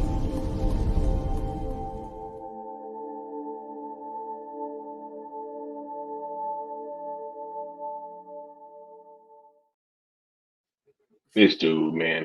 Hold on. Let's. All right. Huh? Again, bro. Every time I see those drops, dude, it just reminds me how grand and you gonna tell me this ain't gonna get us out of your mind. Grand, right? Yes, dude. Well, hold on. Let's talk about the future, Necron. Right? Because hold up, man. Right? Because hold on. Let me pull this up because I think that this needs to be dissected. Right? Okay. So here's a quote from James Gunn himself. Right? They're asking him, how do you ride that line, James, without going too far in one direction or the other? Listen to this man. Okay? Listen to the way his brain thinks. I love superheroes. I also think they're the dumbest thing that has ever existed. I have no happier times in my life than lying in my bed when I was 12 and reading comic books, which was probably that JLI, you know what I'm saying, as me and Mikey already talked about. But I don't think life got much better than that. And yet the fact that we take these things seriously as adults is ridiculous. This is what he's saying. Fans, listen to you guys, right? This is to the DC fan base, right? This to Christopher Nolan, the Dark Knight trilogy, right? All that shit. All that is encompassed, right? He's saying this shit is dumb, bro. He's saying it's ridiculous. Mm-hmm. Yeah. This is what he's saying. Right? Because people would really look at you like they look at Peacemaker when he walks in the Fennel Fields wearing a costume. No, that's your brain, James. You acting like if you ran into a fucking 6'4" motherfucker in a dark alley in a Batman suit, like you wouldn't be, bro. If you ran into Ben Affleck, Oh, come on, James. in a dark alley, right, and he suited up, you'd be laughing, right? What's wrong with you? You think that's cool? You're a maniac. Is that what you were saying? Is that what you were saying, James? I doubt it, bro. I think I got, your personality type pegged pretty good, bro. I doubt you'd be saying that. But yeah, this is what he's telling the fans. No, what he'd be doing, he wouldn't be saying nothing, Sky. He'd be having a bodily function at that moment, hoping he wears the pins that night. Woo! Yo, look, the idea that superheroes are maniacs is something I like very much. Guardians is much different because it's really a science fiction story, which is one of the only reasons why that first film fucking worked in the first place. Because one, you try to act like you wrote the entire script, which you didn't, right? And also, because you said, hey, it ain't even a superhero movie. Right? They're not superheroes. They're not wearing masks, which is one of the reasons I think I had an easier time working my way into it. So this motherfucker telling you I can't do superhero movies. He just told you. Right? Listen to the next part. But in the Suicide Squad, you got guys wearing yellow costumes and all this stuff. I decided to go for what it would really be like. Right? Now, I'm not even going to go into this next statement. I'm going to pause right here because this next one is a fucking doozy. But let's say, well, hey, but I got a chance to work with some superheroes and your shit made $58 million domestically, bro. Right? And you got a fucking promotion? What's going on with, bro? This is crazy, Necron. Right? Don't go ahead. Let's deal with this statement right here, bro. Is he or is he not admitting that he fails as a fucking director making superhero movies? He just said it. He just said it himself. He can't take it serious. He's saying that. It's a joke to him. He can't take it serious. These guys in costumes, ha ha ha. I think that's the stupidest shit I ever fucking heard. I would laugh, right? I ain't even about to read this comment, but yeah, check. Hey, I agree, right? We ain't even got. Why are we even bringing this type of shit up? We shouldn't be having to talk about this type of shit with the head of DC Films, yo. DC Studio. What's going on here, bro? That's just terrible. Terrible, right? You'll go to them kind of parties, but a superhero wearing a costume is where you draw the line. Get the fuck out of here, bro. Yo, right? You can go to those kind of parties, though, right? And that's all good. But nah, a superhero wearing a costume is where you draw the fucking line. You just can't seem to wrap your head around it. This is crazy, bro. This last statement is like, that's the freaking nails in the coffin, dude. Wow. Right? No, this is this man's statement, though, bro. This is a quote. It's a quote. Right? Not like when they tried to fake y'all that Zack said he was done. This is matter of fact, let me play that fucking video one more time, man. Y'all getting on my damn nerves tonight, bro. Not y'all in the chat. Y'all know exactly what I'm talking about. Let me hit y'all with this. The Dark Knight Returns. But I don't know, if Netflix finally has it and you could hypothetically continue, would you be open to it? If Netflix had owned the rights to the the DC characters in my extended universe, of course, I would absolutely whatever. Yeah, no question. Fans will be very happy. Yeah, I will be very happy. And about right? Yeah. Right? Didn't James Gunn say he moved on? Necron? Didn't James Gunn say that? Oh, he totally said that. Oh, But that's you know what? Why are we even bringing it up, brother? That's old talk, right? Because that was a long time ago, right? I guess Zach changed his mind, bro. You know what I'm saying? But hey, let's just keep going on with this Necron. This next one is a doozy, bro. If that don't got you scared of what's coming, I don't know what will after this statement. Bro. Wow, does this man even? Oh, treating these people like gods is like what?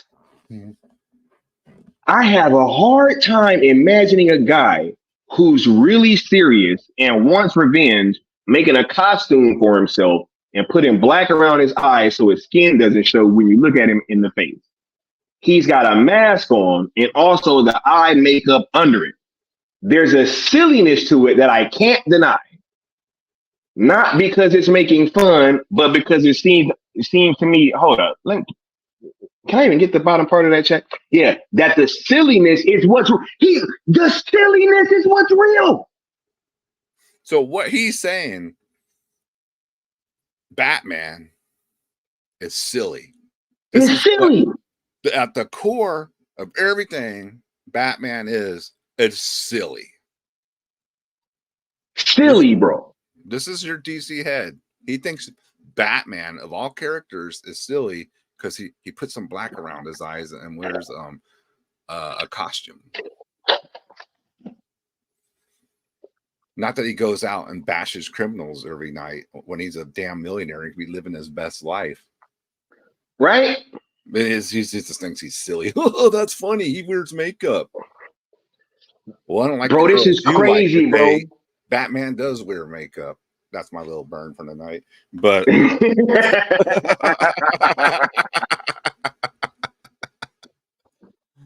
but you know, bro, this is crazy, Necron. I never heard something like this in my entire life, Sky. Bro, this is crazy, bro. And this is what impressed people to put this man in charge. Not Bruh, that the Suicide Squad bombed like an MFer, but you know, this guy said, well, let me tell you, boss, Batman's just silly. He wears makeup. Right? I mean, Batman. Why do people take Batman so seriously, right? He said the silliness is what's real. Man, bro, look. I think that, you know, these statements right here is more than enough, right? To let you guys know just what's on the horizon, right? If you didn't think that, or look, if you looked at Zack Snyder's Justice League, which, mind you, I think still has the highest rating for most of like the DCEU or like all the DC stuff recently on IMDb and like audience score, right? You know, super high audience score, right? Like 93% or something like that, right? So for general audiences, when you guys watched that film and you was like enamored with it and you was taken aback by how epic it was and the level of storytelling, right? How these characters seem to be treated seriously and all that. James Gunn said that shit is ridiculous. He said he can't wrap his mind around it. What? Like what? Why would Superman and Wonder Woman be treated as gods? Oh, is it because Wonder Woman is a fucking god? Maybe like this is crazy, bro. This is crazy, bro. She's from of the gods, the old gods. Wow, dude. Why would I treat them like gods when they are? I can imagine the crap that's going to come down the pipe. Tyler Shaw with the $10 super chat said, I'm going to be honest. I love him as Aquaman and staying with Ezra, but I only care about the big three. And I know Amber will come back, so I'm chilling, bro. Dude rather play Lobo. Hey, it's cool, man. Bro, I'm pretty sure that, you know, he, along with the rest of everybody else, might have thought that, you know, once Cavill got the axe, that, you know, hey, like, it was every man for themselves. You know, and yeah. Like you're saying, I'm not going to begrudge someone for taking a job. You know, yeah, man. work. You know, I'm sure he got bills now. He's a star. You got to keep the money coming in. But yeah, they just said he was houseless recently. You know what I'm saying? Because first they was calling him homeless. He had to come out and clarify, like, no, I'm houseless. You know what I'm saying? Like, Jason, he could put a roof over his homeless, head. y'all. Jason Momoa's not homeless, y'all. That was crazy. I was like, why he's not making movies? He's down on Sunset Boulevard, you know, right? Taking pictures, Panhandling. You know what I'm saying? Look, nah, bro, nah, he's definitely not homeless, right? But yeah, hey, man, look, everybody got bills. You know what I'm saying? And I ain't got to pay that man's bills, so I'm never going to begrudge anybody for taking a job. I'm just saying, right? It would, like, if this thing does end up interfering, or if Gunn come to you and be like, hey, bro, you gonna do one or the other, you know, I think it'll be very interesting. You know what I'm saying? Because, hey, man, the fans love you as Aquaman. I know you dying to play Lobo, but damn, was the pitch really like that? If Ben Affleck was so put off by what he heard that and apparently Ben Affleck got the full plan. He got the full plan. I don't even know if Jason Momoa got that. Right? Because Ben was trying to be brought in as a director and like to help shepherd this thing, right? Yeah. So if Ben heard the overarching grand plan and his answer was absolutely not, all caps, right? Cavill too. They were talking about bringing Cavill back. Cavill said, "Nah, bro, I'm good." That's why he left. I think I'll bring Cavill back. Oh, well, you're not gonna be Superman. Well, screw you. Yeah. I'm coming back to play something else. When everybody wants to see me as Superman. Right. And you're gonna have some dude that looks just like me. You know what I'm saying? Like, hell. Hold up. Speaking of Cavill, let me go ahead and hit you with this drop. Thanks for the super chat, bro.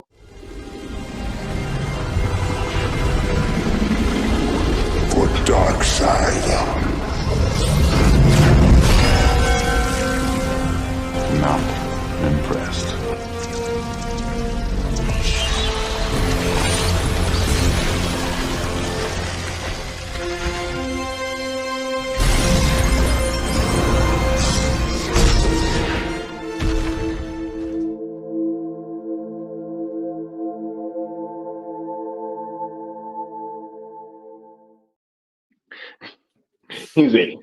He called the Dark Knight trilogy trash. He did pretty much, right? Yeah, he said it was silly. Silly, right? Facts. Flood Rock got a comment for Necron. He says Momoa wants to be Lobo so he can cosplay as King Diamond. Necron don't understand the reference. Okay. That's pretty funny. You know, Momoa might be under the wrong impression. Like these DC films are going to be made like, you know, how his experience was with Zack and all that. Maybe he don't know. Maybe he don't know. His Lobo's gonna be a clown, dude. And I know in the comics, dude, like he's a clown most of the time, but this is gonna be on steroids, clown, dude. It is not gonna be a cool Lobo. Not at all, bro. No, he's gonna be getting punked left and right. I'm sure he's gonna do the storyline where Lobo they turned him into a woman. I don't know if you ever saw that one. No, I didn't. But yeah, his punishment was they turned him into a woman when he died and came back resurrected. So I bet you that's going to be right up James Gunn's. He said that's a strange place to draw a line. He's talking about that whole, hey, superheroes being serious, you know, people costumes can't do it, right? But them parties, oh, absolutely, right? Oh my god, dude! I just thought of something. Cat Williams. The whole, you know, thing with you gotta dress up as ladies. Oh, oh my Lord. Did I just see Necron figuring stuff out now, right? Yo, we got Max in here. What's going on, Max? Max? Hello, I heard this shit was popping tonight. Hey, it's popping. We in there popping. We got Brucifer in the building. What's going on, bro? What's up, Bruce? Right. He said such an odd statement from a guy who wears makeup for all those parties. That list of those descriptions are insane. Woo! Hey, that's crazy, bro. Right? But nah, Batman having Black around his eyes is too much. Who even worries about that? Like, seriously, who even? When you think of Batman, is that what you really think of? Oh, he's wearing black around his eyes. That's stupid, dude.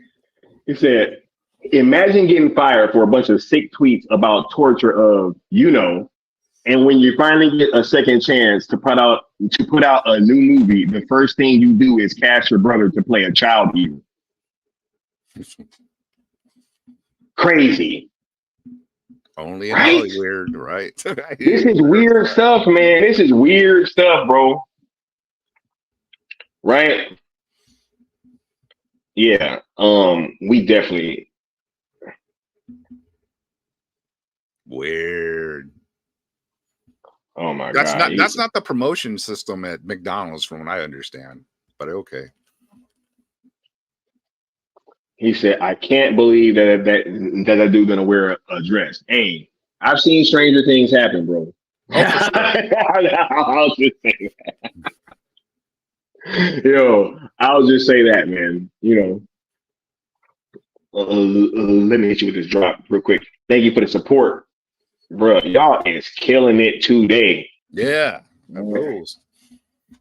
Yeah, y'all killing it. Y'all killing it. Hold on, I'm running out of drops. All right. Hold up. It is the sound of your death. Goodbye, Mr. Henderson. My name is Neo.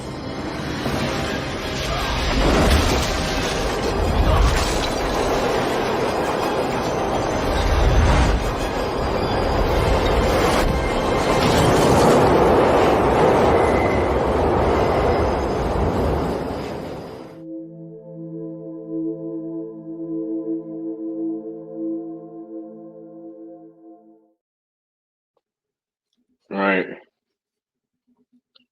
Real quick, TT says, so in translation, Gunn is trying to ruin Joker 2 and Batman 2. I will punch Gunn in the face. Hold on. In real life, if he ruins these Oscar level directors. Look, I'm going to keep it a buck. I don't think Buddy got that kind of control over those films, yo. I just don't.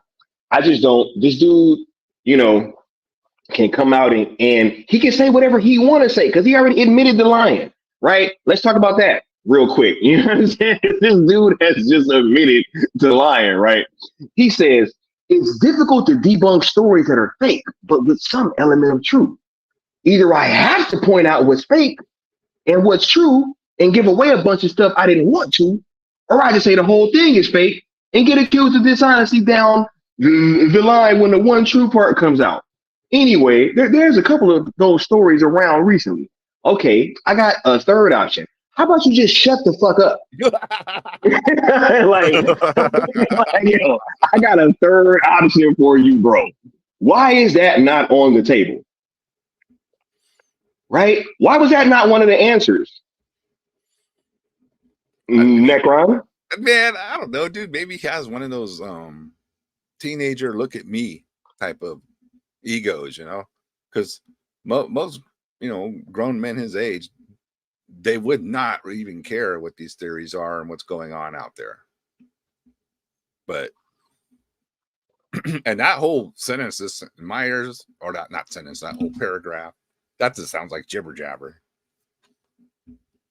Right? What are you talking about? Bro, how about you just shut up, bro? Best, just shut up. When the fuck is Kevin Feige debunking rumors at, bro? When was he ever debunking rumors like this? Dude, that is part of the fandom. Let the rumor mill go crazy. Let them think all these theories. That's what gets you the engagement. And you don't get any hate because you don't say shit about it, right? Crazy, bro. You don't say shit about it.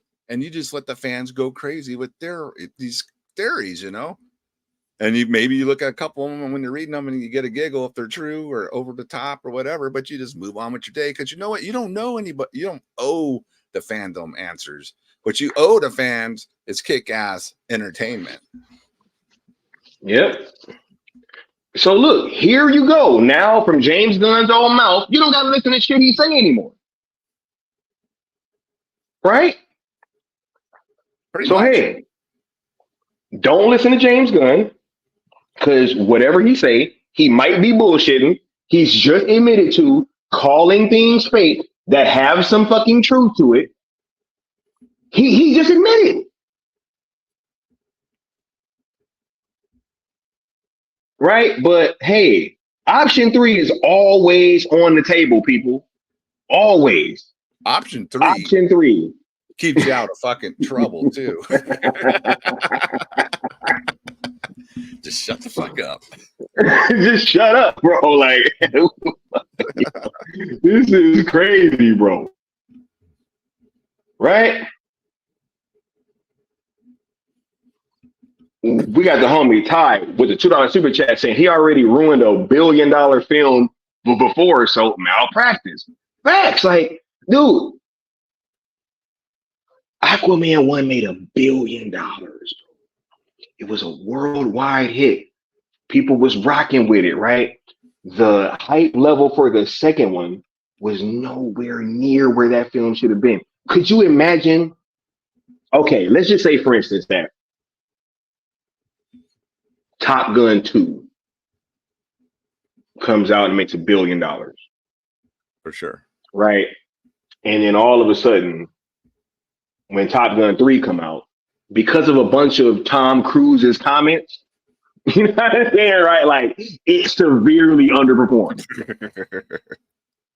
Right? Like, that would be the same thing. You would have to look into that. You would have to look into it. Like, yo, man, like, why couldn't you just shut up? Like, why did you handle this thing like that? Right? Why did you take the characters in these ways? Right? Or let's just say he made the third one wacky for no reason. Right? Like, dude, this is literally what has been happening. These films were sabotaged before they came out. And then this dude turns around. It's kind of like that that meme with Eric Andre from that show where he kind of like shoots the guy in the chair and he's like, yo, like, why did they make me do that? Like bro, like, no. No, bro. This was you. You guys killed this thing. Y'all killed the hype. Because, right? You know, they want to, obviously, yeah, they just want to make the DCEU die. Die. They just want to make it die. He had no intention of promoting them films or making them. He's doing cartwheels when they were bombing. And I'm sure he still is. Yeah. That's why he didn't say, hey guys, go see Black Adam. You would think that him being the incoming head of DC, he was like, hey guys, like, we have a DC film out in theaters right now. Why wouldn't the co-head promote the movie? Right? Your first movie under your belt. Yeah, you ain't got nothing to do with it, but you know, you're a company man now. You should be promoting it. Is it because just saying, you know, you were secretly scared it might do well and put pressure on you to do better? Crazy. Look, but speaking of malpractice, let me hit the homie with this drop real quick. You see this all the time at the level of a top producer who, between them or separately, will make flop after flop after flop after flop. I'm not going to name them, but I know who they are. And they're not all American either. And they still get paid huge sums of money for being in films that nobody wants to see. And producers make pictures out of which they take enormous sums of money. And the films, again, are not films people want to see. They're always going to blame somebody else. Always. Not their fault. No, you were the one who said, or whatever. And there's a word for that. It's called upward failure. You see it all the time.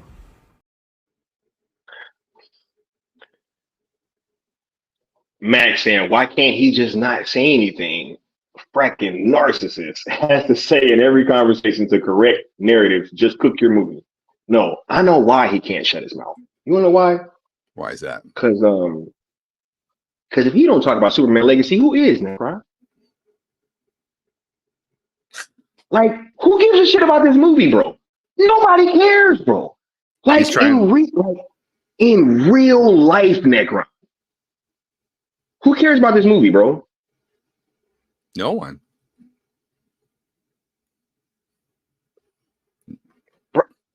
It trended less than hashtag sell ZSJL to Netflix. We ran a trending event on a whim and out trended Superman Legacy on a day that he dropped the first look of David Corrin sweat in the gym with his Superman physique. Don't nobody give a shit about this movie, bro. Option 3. Y'all loving option 3, bro. I think I see a thumbnail coming. Option 3. Facts, bro. Superman option 3. Right? James Gunn on Threads conning his followers. Yo, they thought, look, I heard people saying, yo, Sky, you got ran off of Twitter. Last time I checked, I was tweeting earlier today. Where's James Gunn at? On Threads. Threads. Yeah, they're talking about, I don't have one single real friend left on Threads.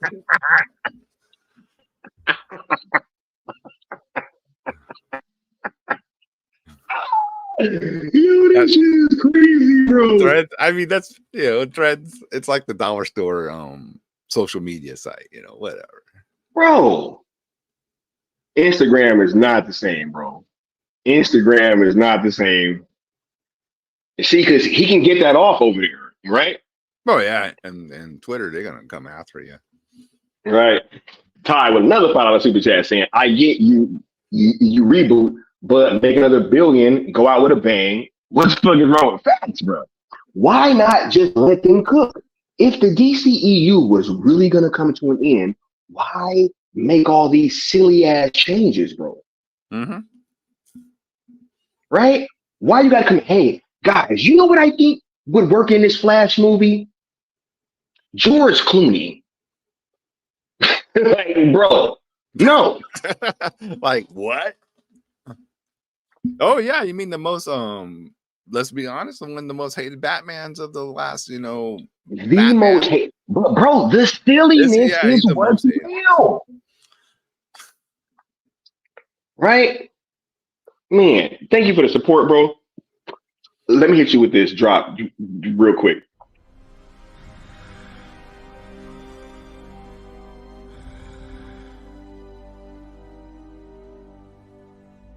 I told you.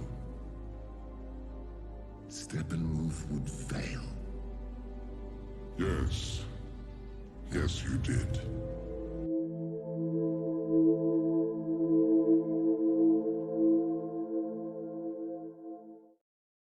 That's literally Austin telling me about the Cowboys.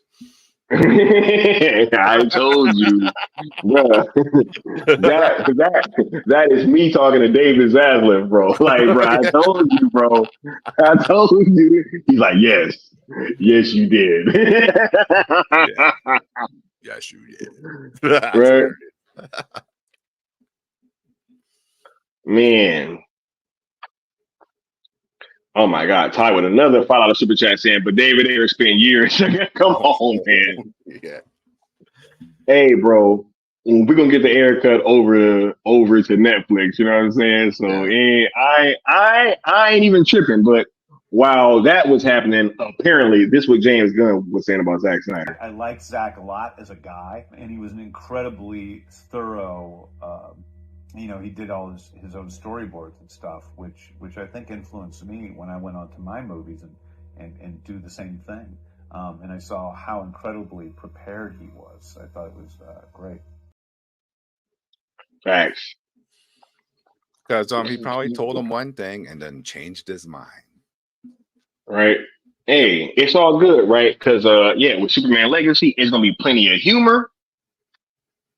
Right, and Lois Lane's gonna be marvelous. Oh yeah, Yeah, I can't wait.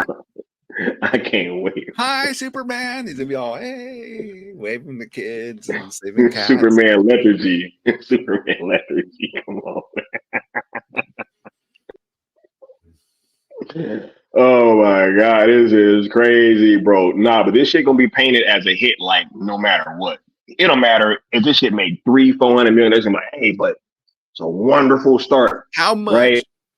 you think that Superman being a virgin is going to be like this big theme throughout the movie? Bro, he's a TikToker, bro. He gonna be on TikTok. Like, dude, everything is on the table, Necron. This is going to be so stupid. It's going to be right? so stupid, dude. Because it's silly. He said, nah, Jedi, that rather a roach and a burger, bro. Come on, man. Oh, that's your end of the DCEU right there, yeah. Oh, the Aquaman thing. Yeah. Right? Yeah, that's what I think he's referring to. Yeah. That's your last scene, right? Yeah. Yeah. Yeah. I haven't seen Aquaman, you know what I'm saying? Never mind. I'll tell that story another day on one of these one of these streams, right? Well, you saw the roach part, right? In the jungle? Yes. Okay. If you saw that part, spoiler. Oh no, I already know. Yeah. No. I already know. I already know. All right, moving on. Yeah. Oh yeah. You know, forgot. I already know. But hey, why they talking about put that in there, right? Yeah, come on. Oh yeah, as the same thing with that man having his tooth fall out live in the film too, right? Man, let's tap back in, right? And let me give this one to good old Necron once again, because I know this dude love him some new guys. My master, now that the mother boxes have been destroyed, how will you retrieve your great prize? Anti-life is found, Assad, and we will stop at nothing to possess it. Ready the Armada. We will use the old ways.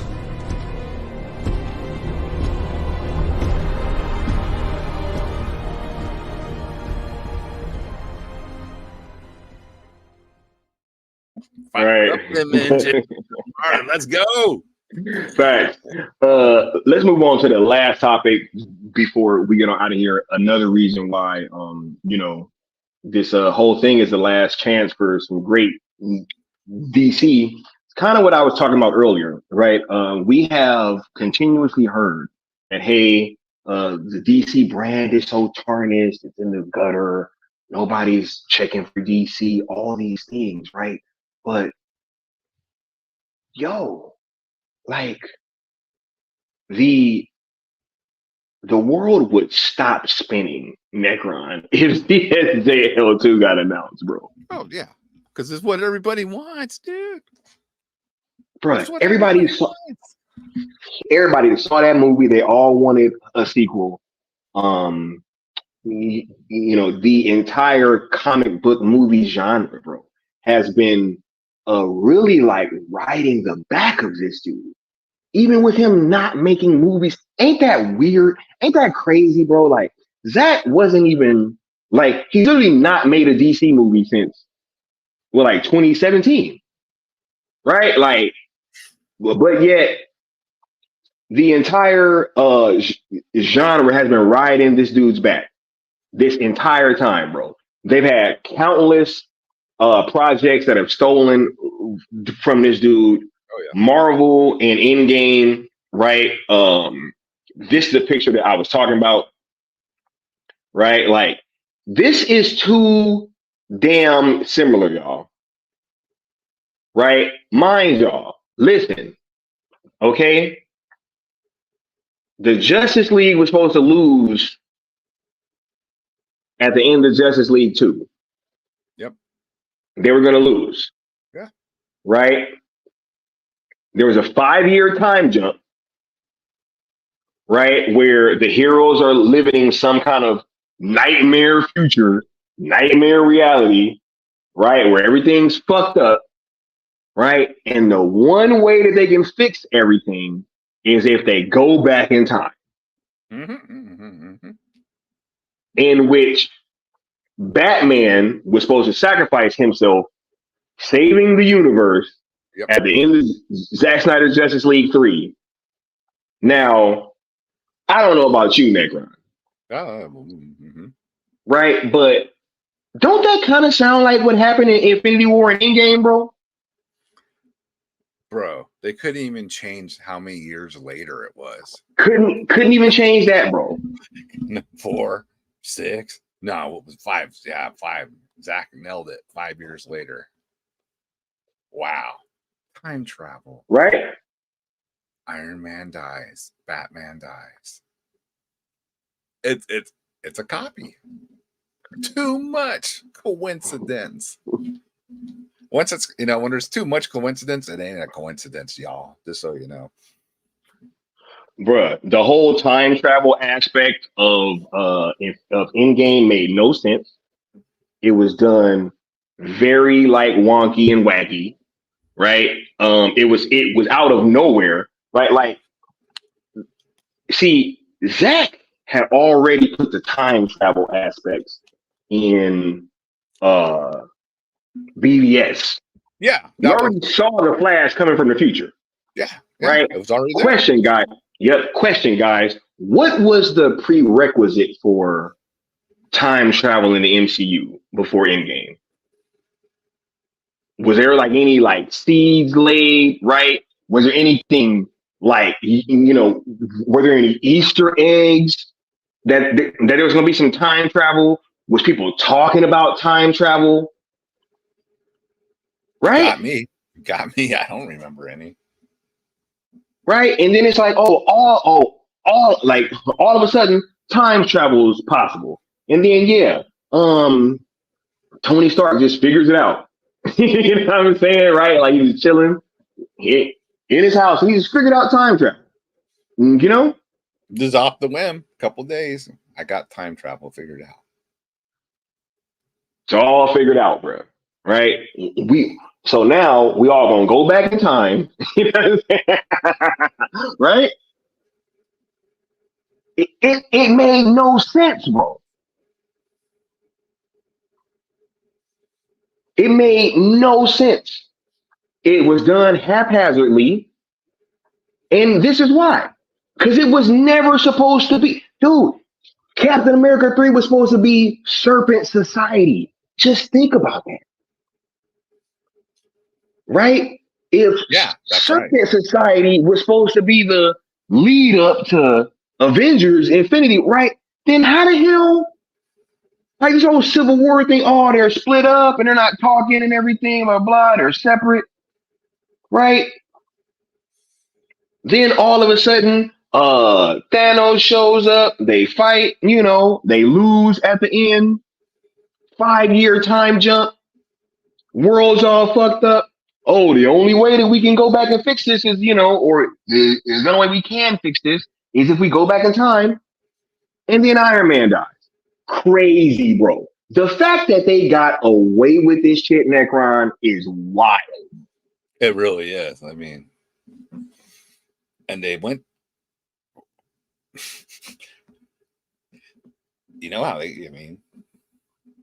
set visits, Set visits, bro. Captain America Civil War, set visit. When everything changed. Mm-hmm. I challenge somebody. If y'all think I'm lying, right? Because I'm pretty sure that there's like some AMC movie talk fans in here, right? From back in the day, right? If y'all think I'm lying, go watch some of them old streams. Go watch some of them old streams before that damn set visit happened, and go see how hyped everybody was for BVS. It was like dominating the conversation. Yeah. Oh yeah. Right? Oh my God, BVS, right? Dark Knight Returns. Like, what the hell is going on? Like, this thing looks crazy. These pictures is coming out. right? Bro, you know someone was foolish. He was trying to impress some people. Oh yeah, check us out. This is what we got doing, and then he was trying to be a big shot, not realizing the sharks he's swimming with. Man, dude, get out of here. You should never have that type of authority and title. That was a horrid mistake, dude. Crazy, bro. Right? And just sitting here and like having us at this place where the entire world was so happy for BVS. The hype level was through, bro. I was there. The hype level was through the roof, bro. That damn Captain America Civil War set visit came up, and everybody that went to that shit came back and their tune had changed. Everybody, which makes no sense if you really think about it, right? Because why would, all right, let's say you hyped for BVS and your hype level is through the roof, right? And then the one that you weren't as hyped for, not saying that there was no hype for Civil War, because obviously that's not true, right? Back then for sure hype from because it was coming off of Winter Soldier as well, right? So obviously there was a level of hype there, but we're not gonna sit there and act like Captain America versus Iron Man can hold a fucking candle to Batman versus Superman, bro. It's just not gonna hold a candle to that. Like, it's kind of like an unfair fight, right? So if you were less hyped for Civil War than you were for BVS, and you go to the Civil War set visit and you're blown away, right? Why would that decrease your hype for BVS? Right? It never fucking made any sense, bro.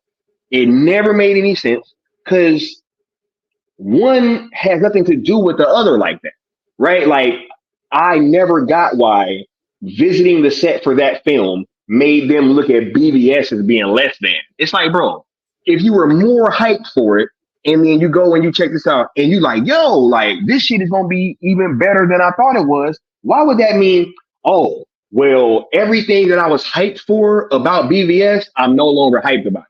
That shit makes no sense, bro. No sense whatsoever. The hype from Civil War was thanks to Spider-Man coming to the MCU. That was it.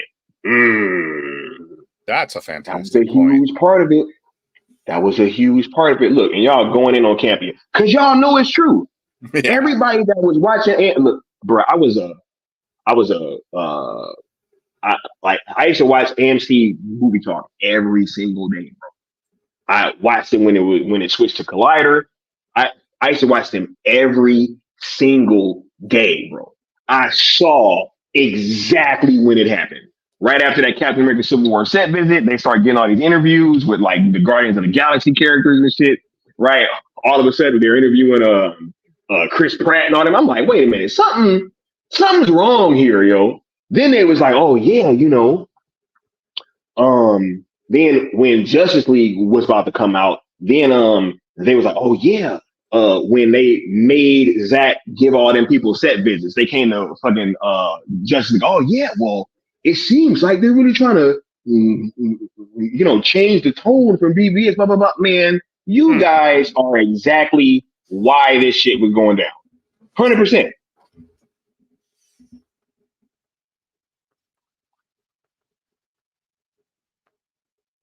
Do you remember Campia wearing a Peacemaker outfit? Absolutely. Yeah, I remember that as well.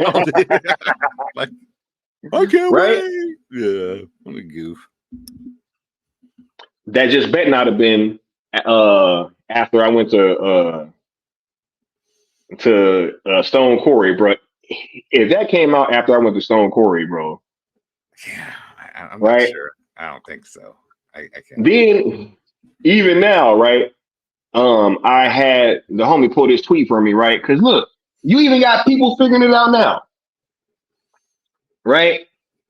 Now all of a sudden, WB and Disney, you know what I'm saying? Like, all this partnership is being talked about now. Man, Necron, this is crazy, bro. There it comes, right there. Everything they've been wanting.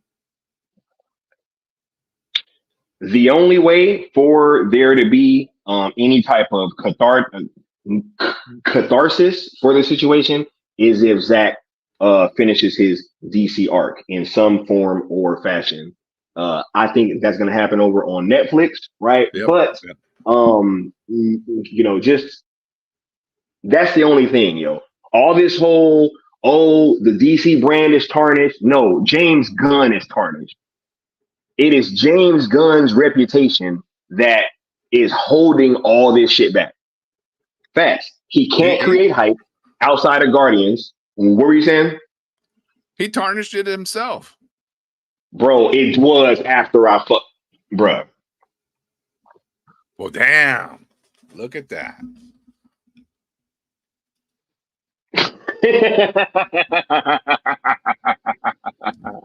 But I mean, dude, okay. Again, are you serious?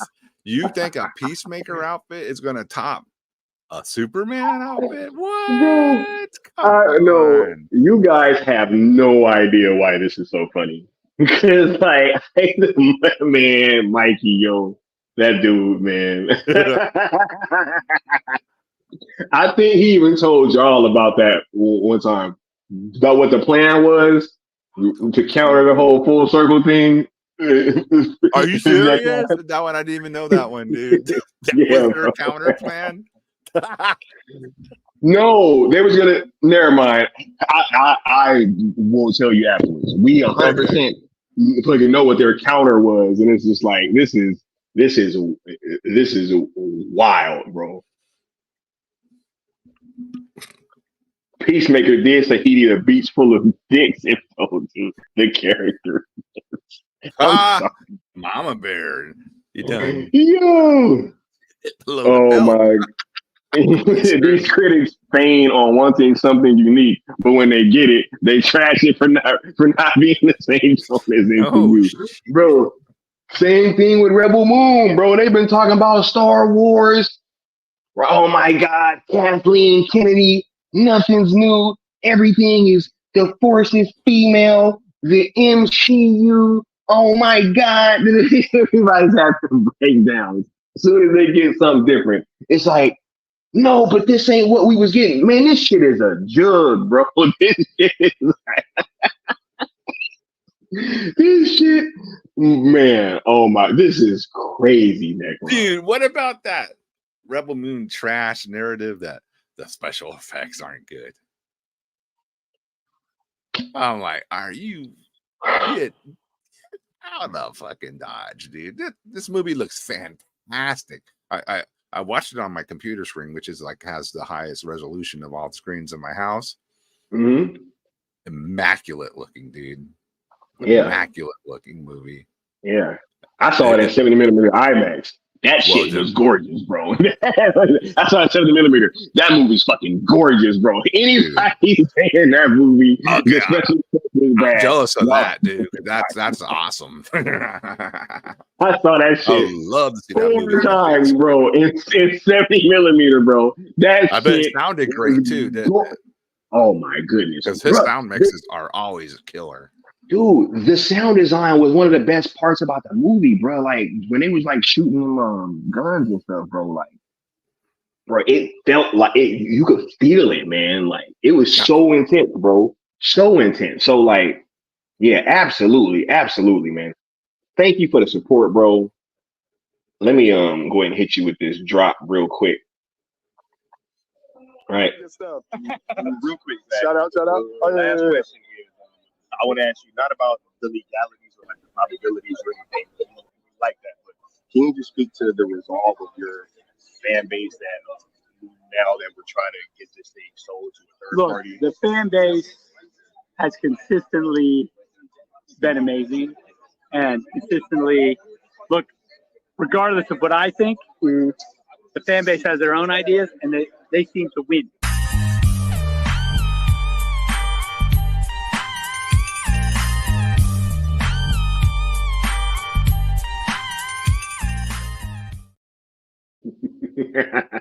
I love that drop, yo. Gun shall not pass. It's classic. Yo, and she said, and Starro looked so realistic, right? It's like angels are splooging all over us, right?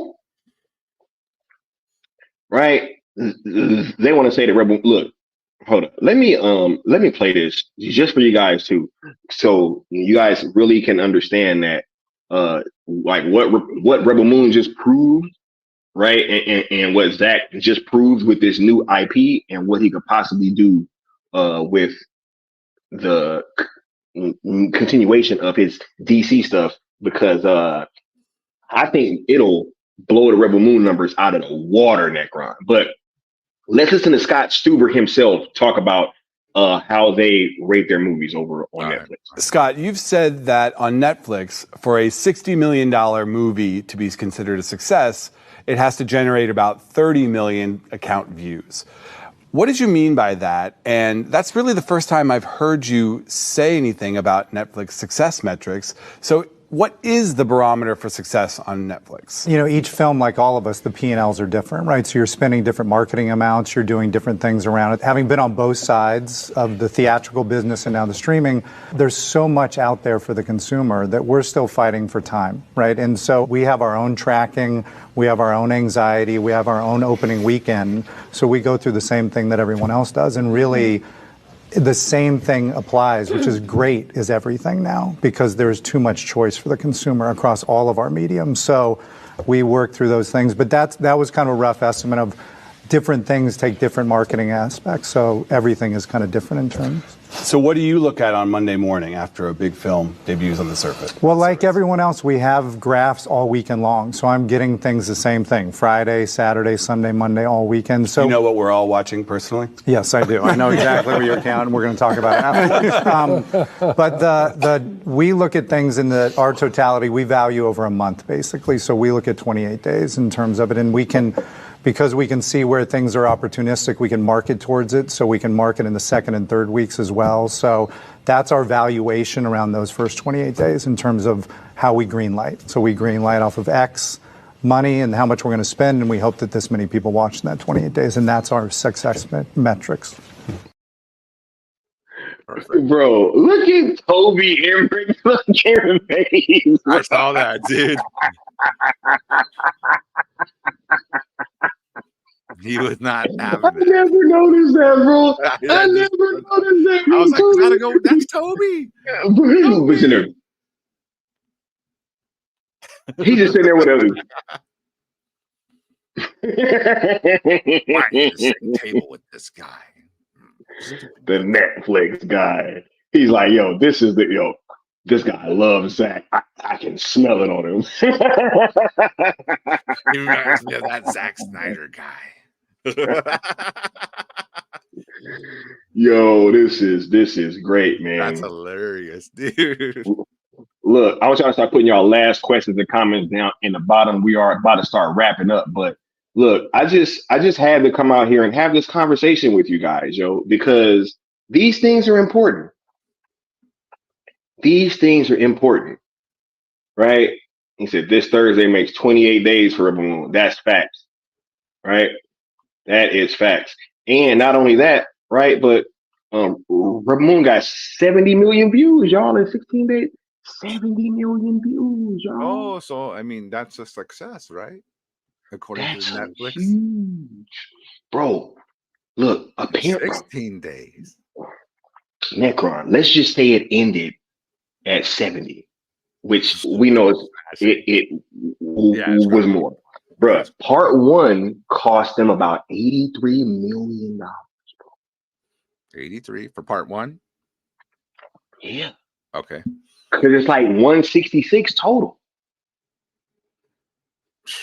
Necron, they got 4 movies, bro, for $166 million. That's right. So the part one, 83 million, you got 70 million in just over 2 weeks alone. Y'all think that Netflix ain't happy with this dude, yo? Y'all think that they not happy with his fan base?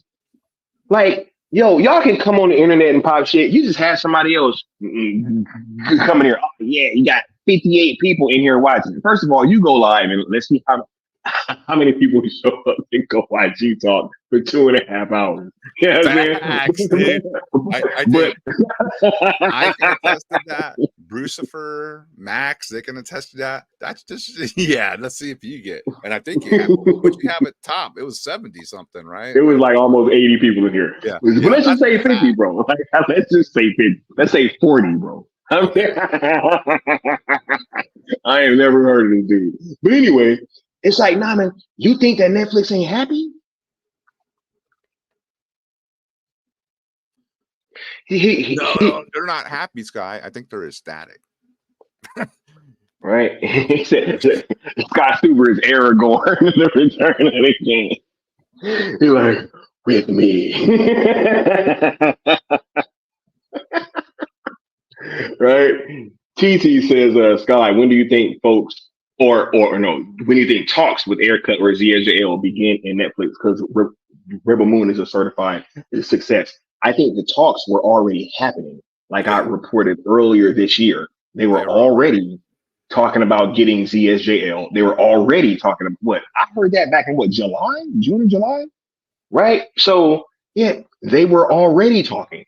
The first talks were getting DCEU movies on Netflix. Yep. And then the talks became ZSJL and Aircut. Like, you know what I'm saying? So yeah, they was already rocking out. Mama Bear said Netflix was so unhappy that they gave him his own icon. Look, I saw some Rebel Moon chips earlier. They got a Rebel Moon Forever 21 collaboration going on right now. We're literally selling Rebel Moon clothes in Forever 21. Yo, this all right, whole now I got an excuse to take my wife there this weekend. I'm sure she ain't going. Right?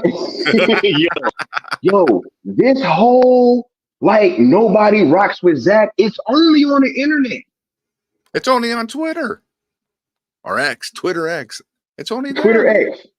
It is only there, and it's by a small group of people who likes to call us a small group of people, even though our clan seems to outtrend theirs all the time with no corporate backing, organic from the fans, made by the fans. You know, there is. We're organic, bro. What can we say, dude? The fans want this. It's, you know, we want this. The fans want this. This is why it's popular. It's not some, you know, trick. Hold up. He said Rebel Moon, G Fuel, and that Jimmy Speakerhead stuff. What? Hold on, man. Y'all think I'm fucking playing? Y'all think this shit's a game, bro? Hold up. Uh-oh, here he goes. Y'all think this shit's a game, bro? Y'all think this shit's a game, bro? What the, like, yo, what, come on now. Like, what y'all think this shit is, bro? G Fuel, bro. Rebel Moon. Right? But nah, Netflix not rocking with him, y'all. Hey, is this the most tie-in merch Netflix ever had, by the way? Bro, come on, man. I done seen more Rebel Moon shit than Stranger Things. That's right. Stranger Things is the other big one. Right? Forever 21 collabs? Icons? What's their names? The Duffer Brothers? The Duffy Brothers? Why they ain't got an icon on Netflix? Yeah, why don't they? Why they ain't got an icon, bro? What? Embrace the great. I felt a great warmth. That is probably my favorite fucking line from that movie. Y'all have no idea, bro. When I was in the movie theater and I heard Jimmy say that line, I looked to Stino. I was like, bro, what the fuck is going on right now? Like, why is this droid talking like this, bro? I felt a great warmth for the universe. No, man. Bro, Zack got all that shit came from Zack's own head, bro. Look, y'all think that this shit is a game? Huh? Y'all didn't even know I was rocking the Scribe shirt tonight, did you? Y'all just thought it was some red shirt. I had no clue. Y'all thought it was just a red shirt, didn't you, bro? Yes, The Scribes always remember. The Scribes keep receipts. Yeah, they do. They always remember, bro. They always remember, bro. Forever making bank, just like Flood Rock says. Look, man. Look, this is great. I want to thank you guys so much. Right? Look, I want to pass it off to you, homie. Because anything that I left out of this stream, I'll just do another one because I'm pretty sure that I forgot to bring up something. Sure. Because I have so many topics that I want to talk about tonight. But I'm just glad that we could come in here and have a good time and get most of this stuff out, bro. Yeah. Right. But what's your final thoughts on all this, man? Like, what's the best chance for DC? What chance do they have? Do you see anything on the horizon that? Because look, I'm not counting the Elseworld stuff, bro. They don't get credit for that, bro. James Gunn don't get credit for that, bro. No, you don't that's get outside of his world. Yeah. The Batman, bro, came out before you were fucking even there, bro. Yep. Constantine came out before you were there, bro. Yep. Joker came out before you were there, bro. You don't get no kind of brownie points for those films, bro, or for those sequels. Matter of fact, not only do you not get credit for it, we want you to stay away. I think you gotta get him. There you go. You got it. No. Yeah, we own it, bro. No, I was gonna get to it, Joe. Trust me. But I will do it now. Tyler talk about the $2 super chat saying part of Justice League was filmed in this dude backyard. No shit, dude. Look great. Right. And we need the ultimate scene that was filmed, which I think we're gonna get, but we gotta get ZSJL over to Netflix in order for us to see that. Because I think that we're gonna get that Green Lantern scene, bro. Even in hindsight, hold up. I'm actually glad that he put this in hindsight, Necron. Why the fuck couldn't we get the Green Lantern scene? Just like in hindsight. Why couldn't we get the Green Lantern scene? You mean because they were doing their Green Lantern show that where's it at? Wasn't that their excuse? They didn't want everybody, they're doing the Green Lantern show. We don't want to confuse everybody, but yet, where's it at? Where's that? That's what I thought I remembered. I don't know, dude. I can't.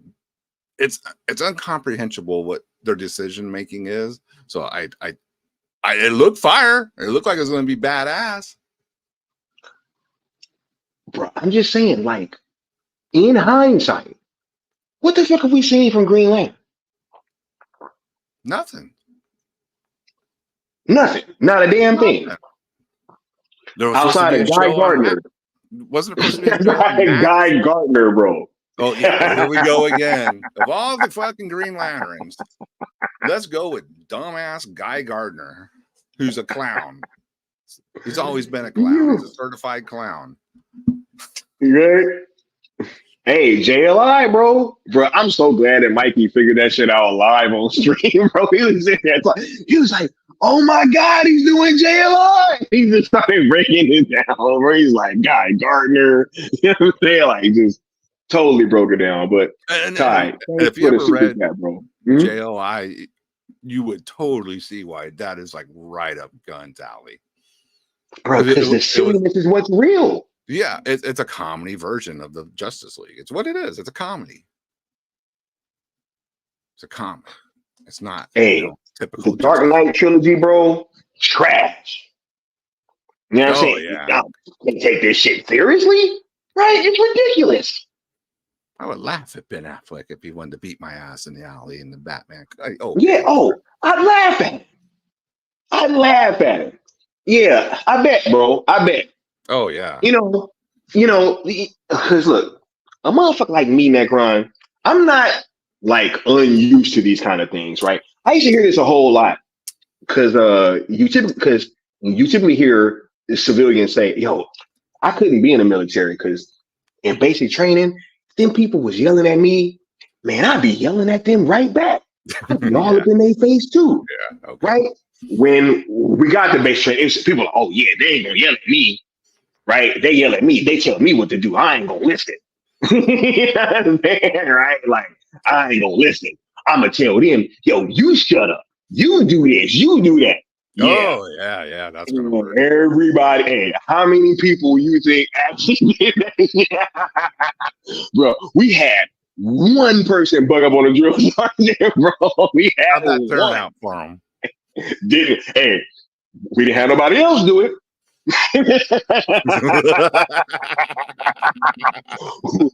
Yo, bro, nobody else. It's the same thing. Yeah, man. You know, it's silly. Like, if I saw somebody dressed in a costume, I'd be like, are you serious, bro? Right? I don't care if it's 2 a.m. and I'm in a dark alley by myself and I'm with my wife and she's expecting me to protect her. I'd be all, get out of my way, man. You a clown. Get out of my way, bro. Wearing makeup. All this guy that's so much more taller than me and buffer than me and knows martial arts. One of the most dangerous people on the planet. You know Right? who I am. Yeah. You know who I am. I do YouTube videos sometimes. Yeah, right? Come on, dude. Yo, I am a Hollywood director. Right? Oh yeah, James Gunn. Yeah. Nah, bro, this is Gunn talking. Gunn was like, hey, bro, I didn't say that. I didn't say that. I did not say. No, I was just talking jokes in general. I know it wasn't you. I'm like, bro, but I James never Gunn said saying that. that's even more ridiculous. You want to know why, bro?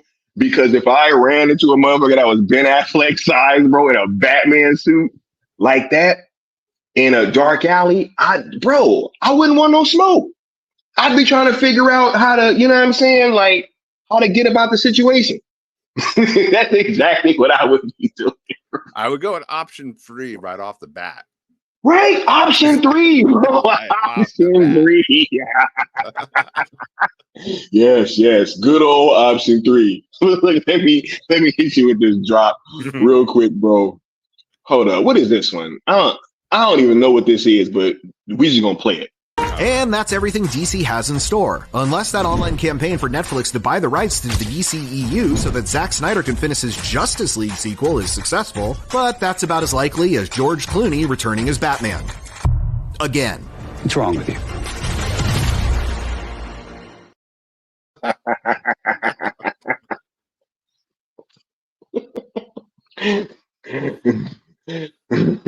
This is great, bro. This is great, man. Right?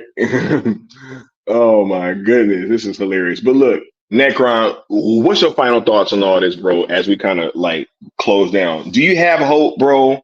You know, is there hope on the horizon for these projects that you see coming up, like Superman Legacy, Batman Brave and the Bold, Creature Commandos, Batmite, Peacemaker season 2, Waller? You know what I'm saying? Like Waller getting hit in the head with a baseball bat. You know what I'm saying, right, bro? After she takes out a whole room full of people in the previous movie, mercilessly blowing their brains out, she gets taken out by someone sneaking up on her in a baseball bat. This is your king. All right. No, dude, there's no hope for this nonsense, dude. There's no hope. And also, I'm gonna go off a little. James Gunn talks like someone who's never been in a fight. You know what I mean? Never, bro. Never. Because usually most people have been in a fight. Either they brag because they whooped a lot of ass, or they're a little more humble about with their words because they know they learned to shut the fuck up. You know what I mean? Hey, option 3 becomes like very valid, right? Like, they're like, yo, there actually is another option there. There's other options like getting your head clocked. So I think that explains a lot, you know, what might be going on there. I'm not gonna say I fucking know. I don't know, but it could be an option, bro. He never got that lesson. in life. But no, dude, come on, dude. There's no hope for this. This man he kind of got karma come back on him. He tried to sabotage, and he did. He sabotaged other people's projects by not supporting them, not giving them the options that he should have, of helping them out, working with your creative. Option 3, working with your creatives and trying to make them a success. Because regardless, I really don't think it would have had any. I'm sorry, Necron. This shit don't count. This shit don't count. You fighting your brother, bro. That shit don't count. Hey, I have a younger brother. We used to fight all the time. I could never. There is a mental block in what you would be willing to do. Yeah, you would not destroy your brother completely. You just wouldn't. Like, we fight all the time. So no, not gonna happen. I'm talking about someone who wants to put you down. No hey. And they don't got no love for you as a family member. Come on, that don't count, right, your brother. But go ahead, bro. I'm sorry. I just had to clarify that. You know what I'm saying? But it's kind of some karma coming back at him, because there's no hype for his thing, because he didn't do his part to help other creatives. And as a creative, I mean, you would think he would have done that for them. Didn't help Black Adam. Didn't help.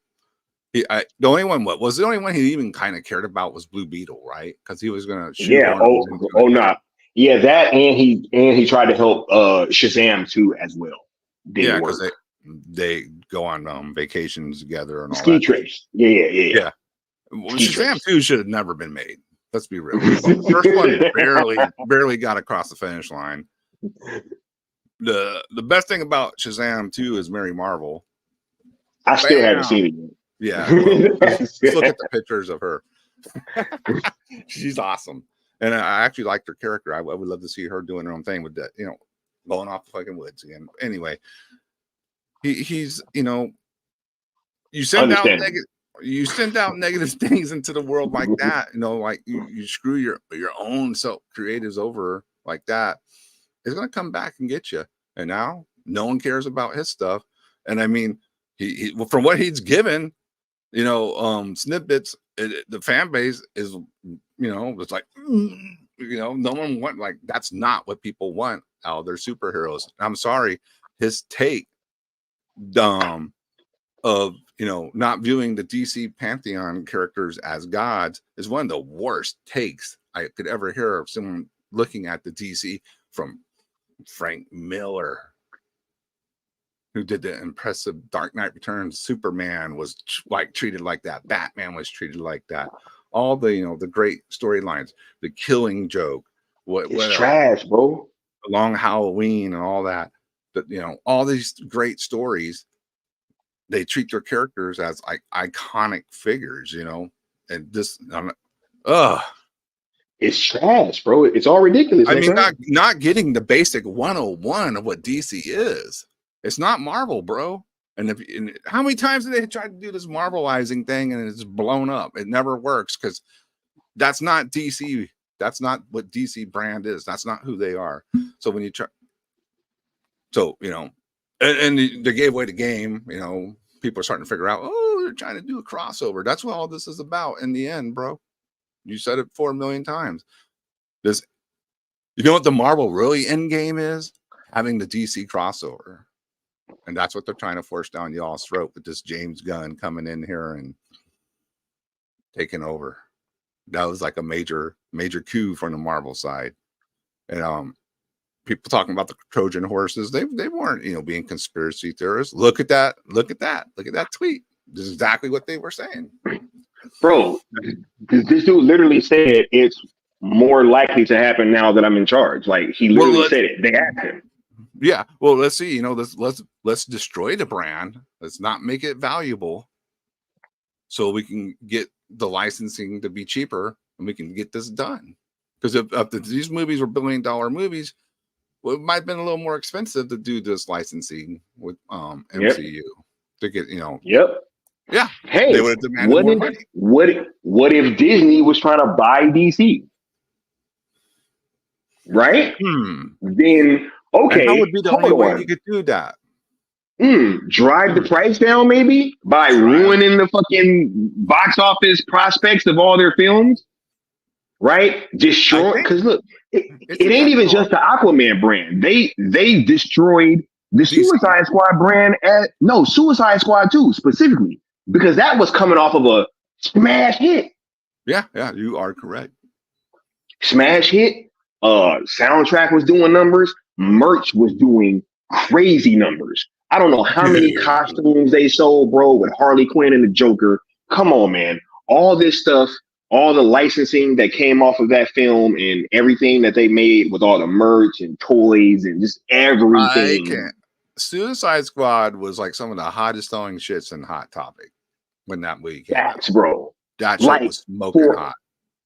Bro, it's still the number one Harley Quinn costume that I see is the Daddy's Little Monster one from the Suicide Squad movie, or from Suicide Squad. Excuse me, I have to clarify because I can't say the Suicide Squad because that's a whole nother film. You know what I'm saying? Yeah. But yeah. I'm just saying, like, that was another film that had huge box office prospects. It had huge merchandise sales. The people was rocking with the soundtrack and all that. Right. And what did they do? They came in and they literally had this man do the follow up, and it killed the entire. I don't see no more Harley Quinn. I don't see no Harley Quinn costumes from that movie of her with that red dress on or anything. No one was buying into that. I'm sorry, bro. You Harley Quinn has to be kind of, she has to be Harley Quinn, she got to show her curves a little, and you take that. Try to get away from her doing the whole Joker thing too. You try to just give us Harley Quinn, like, bro. You put Harley Quinn without Joker and all these, kind of baggy, ill-fitting clothes. It's really not Harley Quinn anymore. Do you want to see Batman in Hawaiian shorts? Maybe James Gunn does, but does everybody else? No. Hey, apparently Batman ain't silly enough. The homie Ty with another $5 super chat saying, also, I'm a fan of the animated DC movies and the Titans ones rebooting that I was met on. I was a big fan of the DCAU. Ever since they kind of rebooted it, I haven't really been rocking out with what they've been doing. I think that they've been actually, dude. I watched Warworld the other day. Story-wise, they're good, but that coloring book art that they're using nowadays, that's what I'm saying, bro. It's killing them. It's killing them. It looks cheap, bro. It looks cheap, bro. Dude, I have Apocalypse War on 4K. Well, that's good stuff there. That shit looks gorgeous. That film looks gorgeous in 4K. That universe and those were fantastic, dude. Cheap, bro. Cheap, But look, thank you for the support, bro. I got this other drop that I don't even know what this is. Let's just play it though. Right? I know the DC fans love you in the DC world, but you've said goodbye. Is it final? I mean, is anything final? I think that feels. We're getting deep here. We are a little busy at the moment, busy, but so. I've learned a lesson. And my lesson is never say never, so, we say. Thank you, Zack.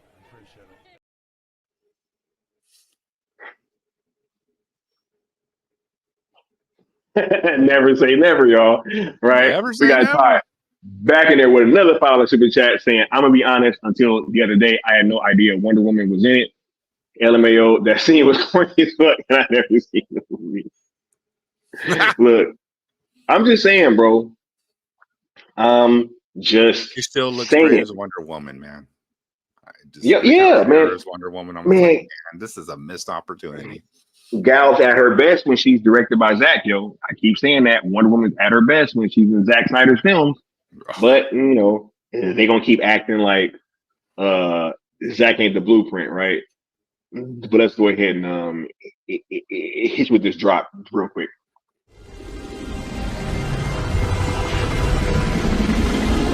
For dark side. Not impressed.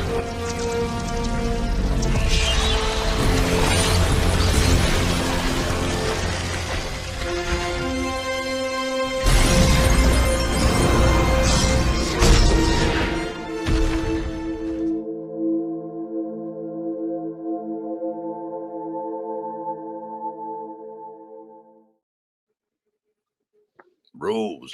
All right. But yeah, go ahead, bro. You got the platform still. Well, that's that comment right there. Blame Gunn and Margot Robbie for an Harley Quinn turnaround. They obviously didn't understand the character. She did the first time, but she was being directed by someone who knew how to direct it. And Gunn and her thought, oh, no, we got to do it like this. And what happens, guy? It didn't work out, did it? It was floppity, flop, flop, flop. Right. Yeah. Yeah, dude, my final thought, no, hell no, there's no hype from James Gunn stuff. But if you put Zack Snyder's name on a Justice League 2 and 3, dude, the internet explodes. Explodes, bro. Yeah, dude. I mean, they did it to themselves, but yeah, it explodes. Yep. So pretty much, I'm not going for that whole one superhero fatigue. I'm not going for DC is tarnished. It's James Gunn, bro. Like this whole superhero movie fatigue bullshit is because they're literally making the same movies over and over and over again. Right? When Joker came out, we wasn't talking about superhero movie fatigue. Literally earlier this year, when Spider-Man Across the Spider-Verse came out, we wasn't talking about superhero movie fatigue. Nope. It was these bum ass DC Peter Safran, James Gunn bullshit outings. Like, what are we talking about? Yep. And the MCU, which has been struggling to find their footing ever since Phase 3 ended. Yep. I mean, dude, the best thing MCU's done is Werewolf by Night. I mean, I love Werewolf by Night, but as a MCU brand, that's what you want as your best thing? You know, post Avengers. Hell yeah, I thought it ruled. But he's like, fucking Necrowolf is happy. Yeah, Necrowolf is like, this is the best thing I ever watched from the MCU. But you know, really, I mean, your superhero stuff, you know, should be the top. You know, your Captain Marvel movie and all that should be the stuff that's supposed to be like your top shelf. But hey, you know what? Maybe MCU should just do all the Marvel horror and start making money again and stop worrying about, you know, people's feelings. Facts, man. But that's what the fans liked. Yep. Facts. Look, I appreciate you coming on the platform, bro, and for lending your voice and giving these insights. Is always dope to have old man Necron on the panel. You know what I'm saying? Not old man Logan. We got old man Necron coming in here slaying shit. Berserker Barrage. Look, no. Hey man, I'm gonna be like Ric Flair. You know, Space Mountain might be the oldest ride in the park, but it still has the longest lines. Hey, right, bro? Space Mountain. Hey, that's actually a great comparison. Space Mountain is the best ride at Disneyland. Fact, it is. It is, right? But nah, man, look, I appreciate you coming on the platform, bro, and for lending your insights and for bringing up a bunch of great points, bro. We are on the right track, bro. Oh yeah. Skywalker's blueprint has not done anyone wrong yet. Everything that Mikey told us backstage when y'all used to be so jealous, it is happening. Everything's happening, bro. You know, you heard Zack Snyder's the blueprint. There's another blueprint that's a blueprint, and that's Skywalker's blueprint. Follow it. It works. Hey, I appreciate you, bro, wholeheartedly, man. Real talk. We got Planet Velt saying just drop my Rebel Moon breakdown. Let me know if it's cringe. I'll check it out, Planet Velt. I'm gonna be honest, guys. I haven't been watching any Rebel Moon like reviews, bro. Like I've been, especially from these bigger platforms. I stayed away from them all. I didn't watch any of them because I already knew what time it was. I could see the thumbnails and the titles, and I was like, bro, I'm not about to get caught up with this bullshit. You know what I'm saying? Like I'm about to just talk to everybody that I know in real life, keep trying to get people to engage with this film and talk to real life people that I can actually have conversations with, right? So I haven't been watching a whole bunch of stuff on this film outside of just having discussions with people, but I will check it out. And then we got Joe Buck saying, "Are you gonna play the Suicide Squad game, Sky?" I actually spoke on this the other day because I was live when I found out that the NDA had lifted. So I had already played the Suicide Squad game like months ago when they had the closed alpha. I had a whole bunch of fun with it. It is based off of like David Ayer's Suicide Squad for the most part, in terms of like Deadshot being black and everything like that, and just with the way they were interacting with one another. I had a lot of fun with it, so I'm probably gonna check it out. And that was another thing that I was kind of noticing, that I was seeing a whole lot of hate for that game. And I think it's just clicks, man, and people trying to grift, and it's just weird. It's a weird time that we live in where everything kind of has to be hated on, and dogpile culture. Yep. And we forget that, just because you may not like something, it doesn't mean that there's nobody that likes it, right? Like, could you imagine if all of these I almost said MCU fans, but I don't think they're real MCU fans. I think that these people are like paid bots or shills or whatever.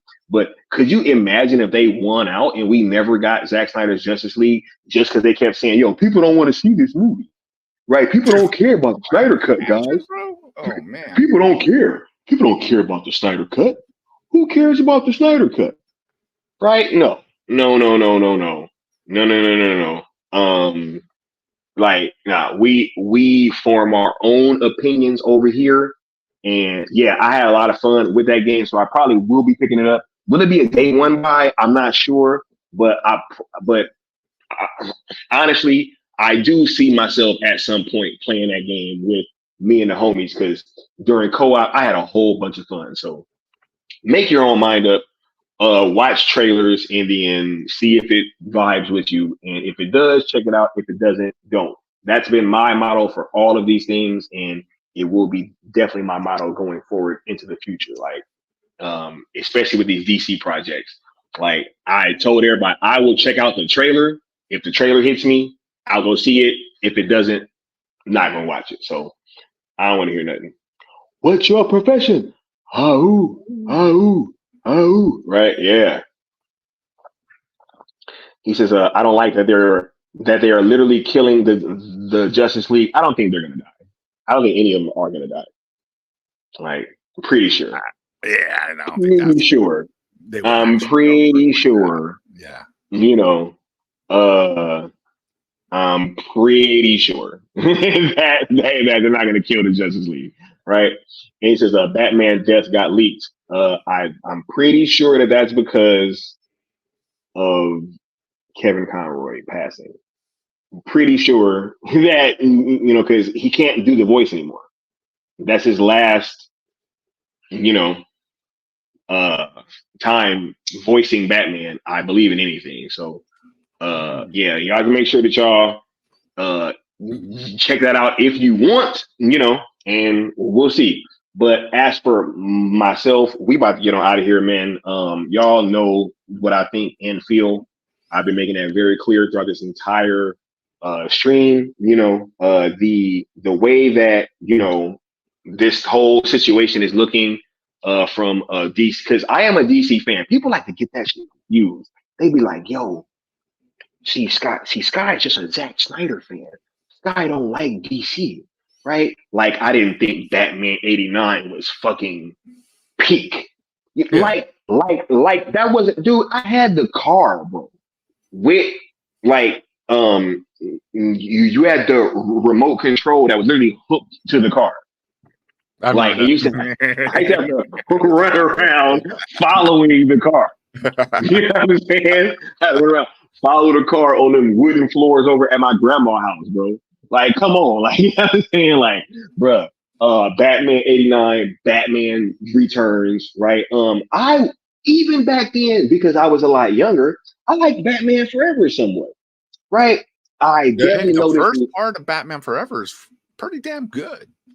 Yeah, right? Yeah. And I think that, Val Kilmer gets there was something there. And maybe with the Schumacher cut, it was a whole different movie, but I didn't get a chance to see it, even though some people did. right? But yet people can't see the air cut for some reason. I don't know. It's just weird. But like, with that film, there was still some life there, right? And then Batman and Robin happened, and then the whole franchise took a huge hit, right? That was the depth of that franchise, yeah. Absolutely. That version of it, yeah. And then it took Christopher Nolan taking Batman seriously, yep, to revive the franchise. So when I read comments from James Gunn saying, hey, that he can't even fathom this shit being serious. He called it ridiculous. He said that he would laugh, right, if he saw somebody dressed in a costume. It's just, it lets me know exactly what's coming down the pipe, right? We have, that y'all have finished the conquest. Let me do this before I finish my thoughts, because y'all killed it. So I want to show y'all some love. You still owe the Great One 50,000 more worlds. He will hear your plea when you pay your debt.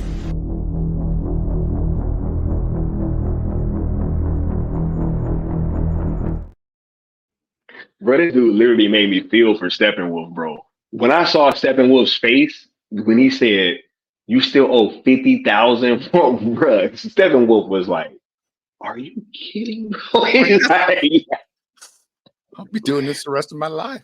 50,000? And he just, no protectors here. Right? Like, hey, I got to do it then, right? But yeah, it took Christopher Nolan taking these characters seriously to bring back any type of hope and optimism around DC, and for it to bring box office, right? They went serious with Batman Begins, and they even doubled down with The Dark Knight, and you see what types of response that the fan base had for that film, right? When you see Joker, right? I know that's not a superhero, but it's still a movie that it's still involving a comic book character, and it's taken super serious. Made over $1 billion. Yes, sir. Right?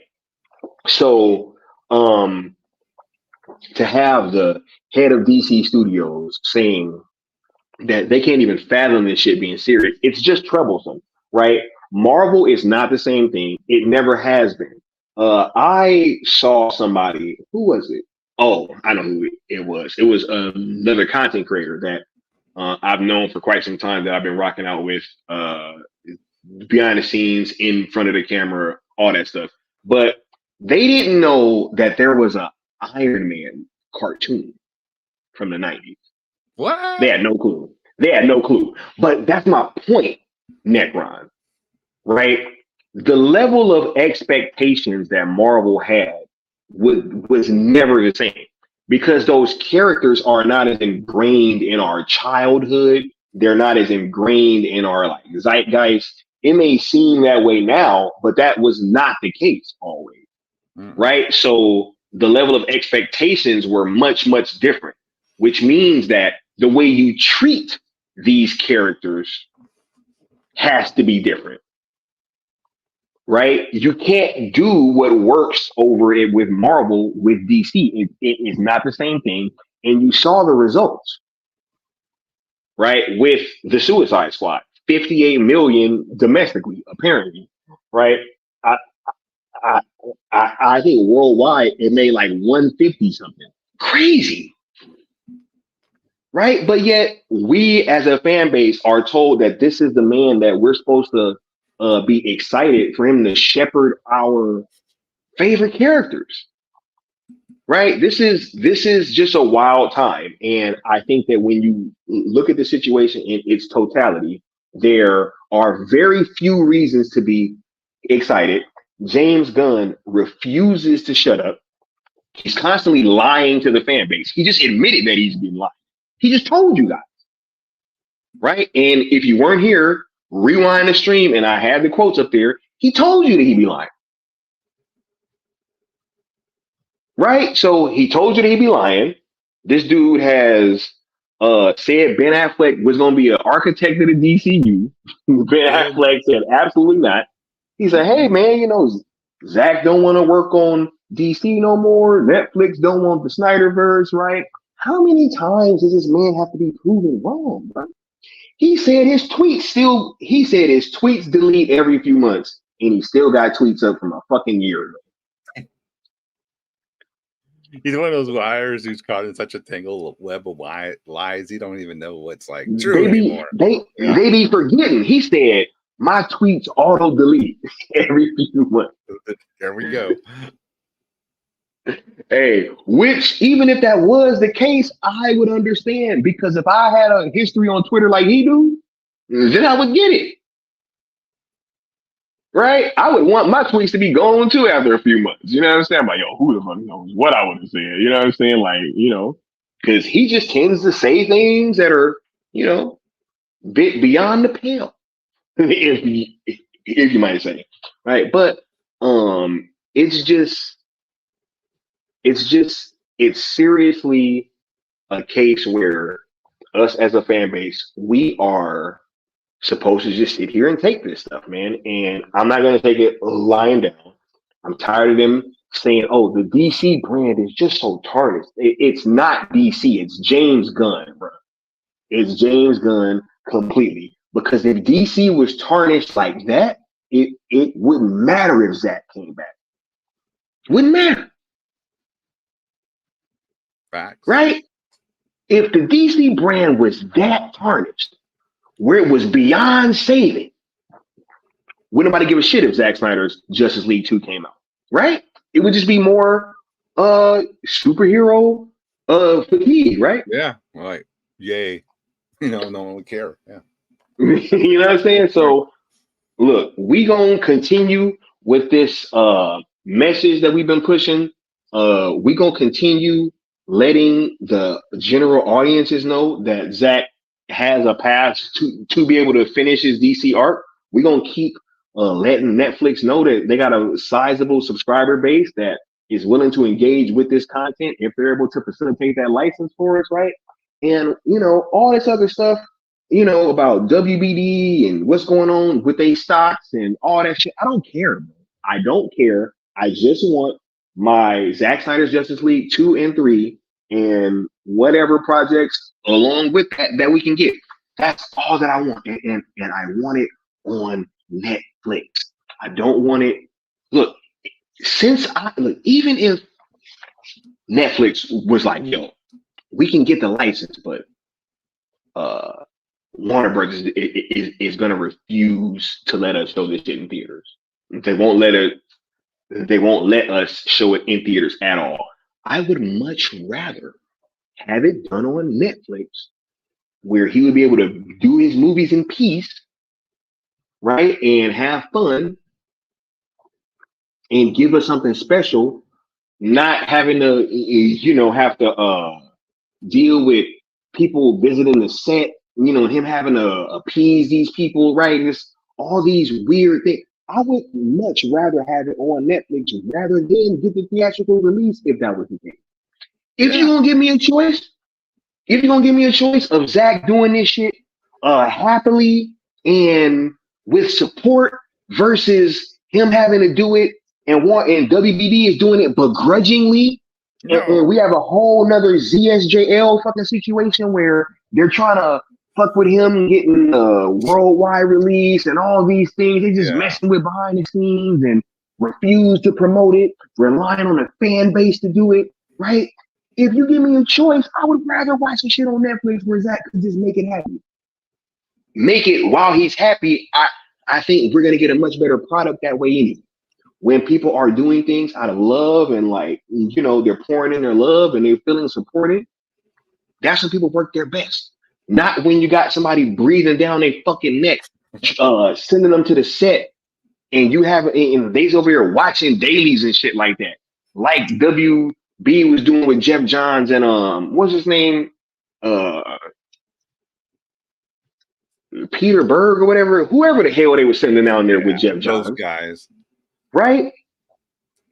Telling No, them man, to no. do things and don't do this. Yeah. And do it like this. Man, you telling Zack Snyder what to do. Get out of here, Jeff He had to Johns. shoot ZSJL in secret, pretty much.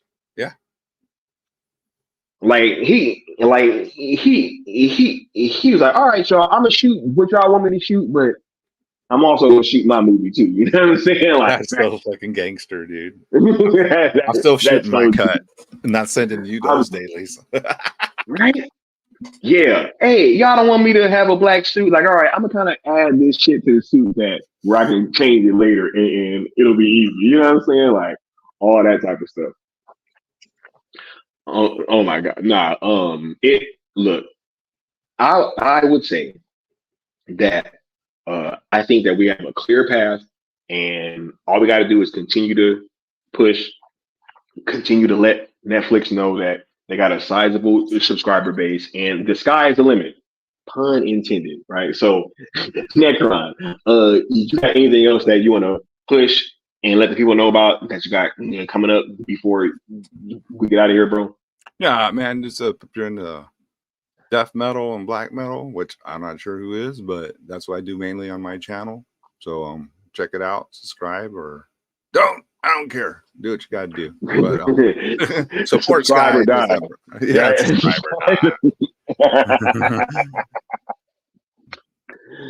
Yo, much love to the homie Necron coming through, man. It's always appreciated. As for myself, I got some fun streams coming up, and also we're gonna be doing a 214 trending day / engagement event that I cannot wait to tell you guys more about. We will be releasing more details closer to the actual day, because y'all know how these people be waiting on every single thing that we do and every single thing that we say, and they try to turn it and flip it. You know what I'm saying? It's like, oh, we're gonna do this. So yeah, no.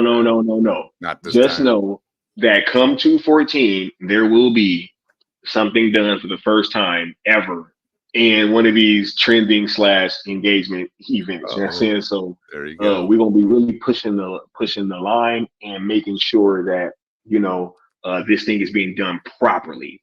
So y'all make sure to stay tuned. Tomorrow is Tuesday. What's coming up on Tuesday? I think I'm not sure if I'm getting a link, but I know Mama Bear's birthday is tomorrow, and Mama Bear.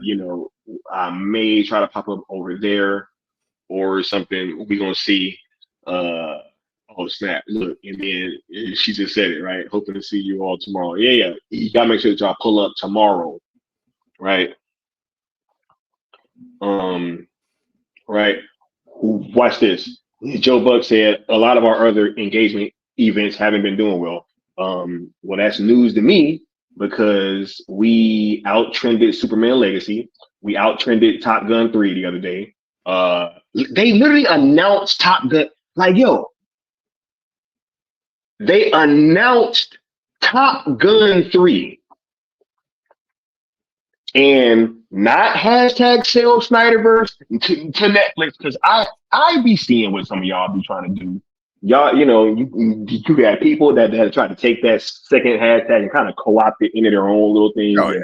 Try to say, hey, let's put it in our trending event, right? Even though I acted like I didn't know what the hashtag meant, or I said it didn't have any, it didn't have any merit. Or, hey, I said Zack was just joking when he signed your poster like that. Now, all of a sudden, you're using the hashtag for trending events. But anyway, I think that the engagement events have been doing wonderful. I think that's one of the reasons why Scott Stuber been rocking out. Why y'all think all that? Man, look, y'all think that all hell is that? Man, come on, man. See, that's what I be talking about, bro. Right? I don't know where that thought pattern came from, but whatever, dude. Hey, it's all good, cause we just about to keep doing what we do, right? So hey, see, but no, I know what it is, bro. They still so caught up on this. Let's just tweet all day. We have to just tweet. We have to tweet. We have to tweet. We got to make 500,000 tweets. in one day to be successful.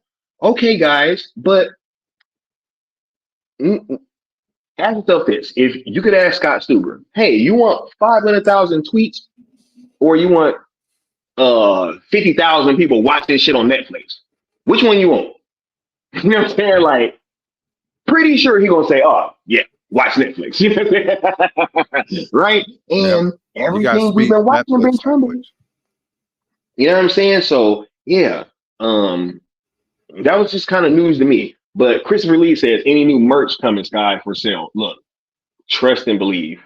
Stay tuned. Oh, look, don't even worry about that. Because see, that's why, Necron, I didn't show that thing the other day. I know. You know what I'm talking about, right? Hey, see? Hey, look, y'all just don't worry, just chill. You know what I'm saying? Everything's coming. Everything is coming along wonderfully. Winners don't allow the losers to rewrite history. Hey, that was the coldest shit Cat Williams probably said the whole stream, yo. He was like, winners are not allowed, bro. They're not allowed. Right? Yeah. Yeah.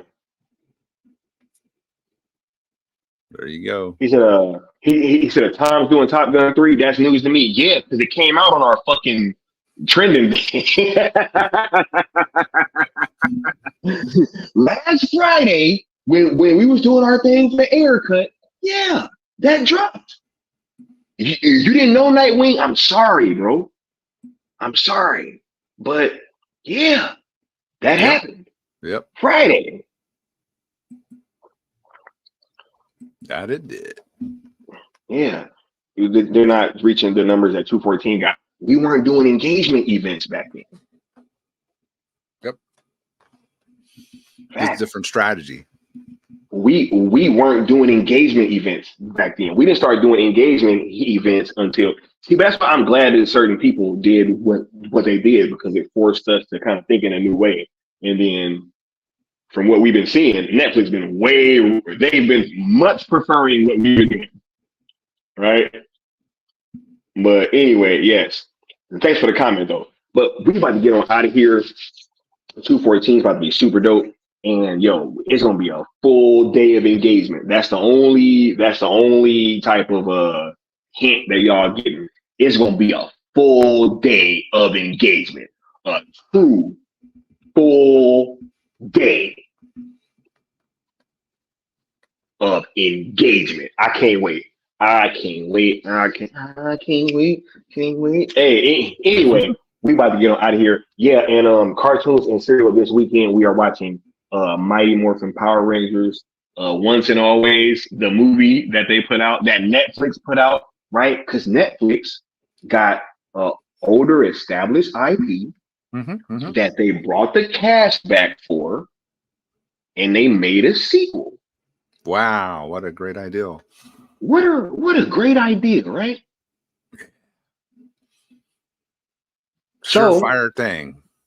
Saturday morning, we watching Power Rangers. I can't wait. And that's gonna be a big panel too. It's gonna be a big panel. Can't wait.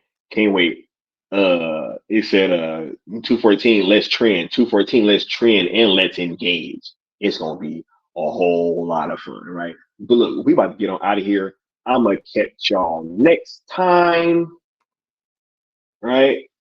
And much love to everybody that caught the live, and much love to everybody that will be watching on replay. Y'all have a great evening. I'm about to get on out of here. We will see y'all next time. Peace. Blueprint.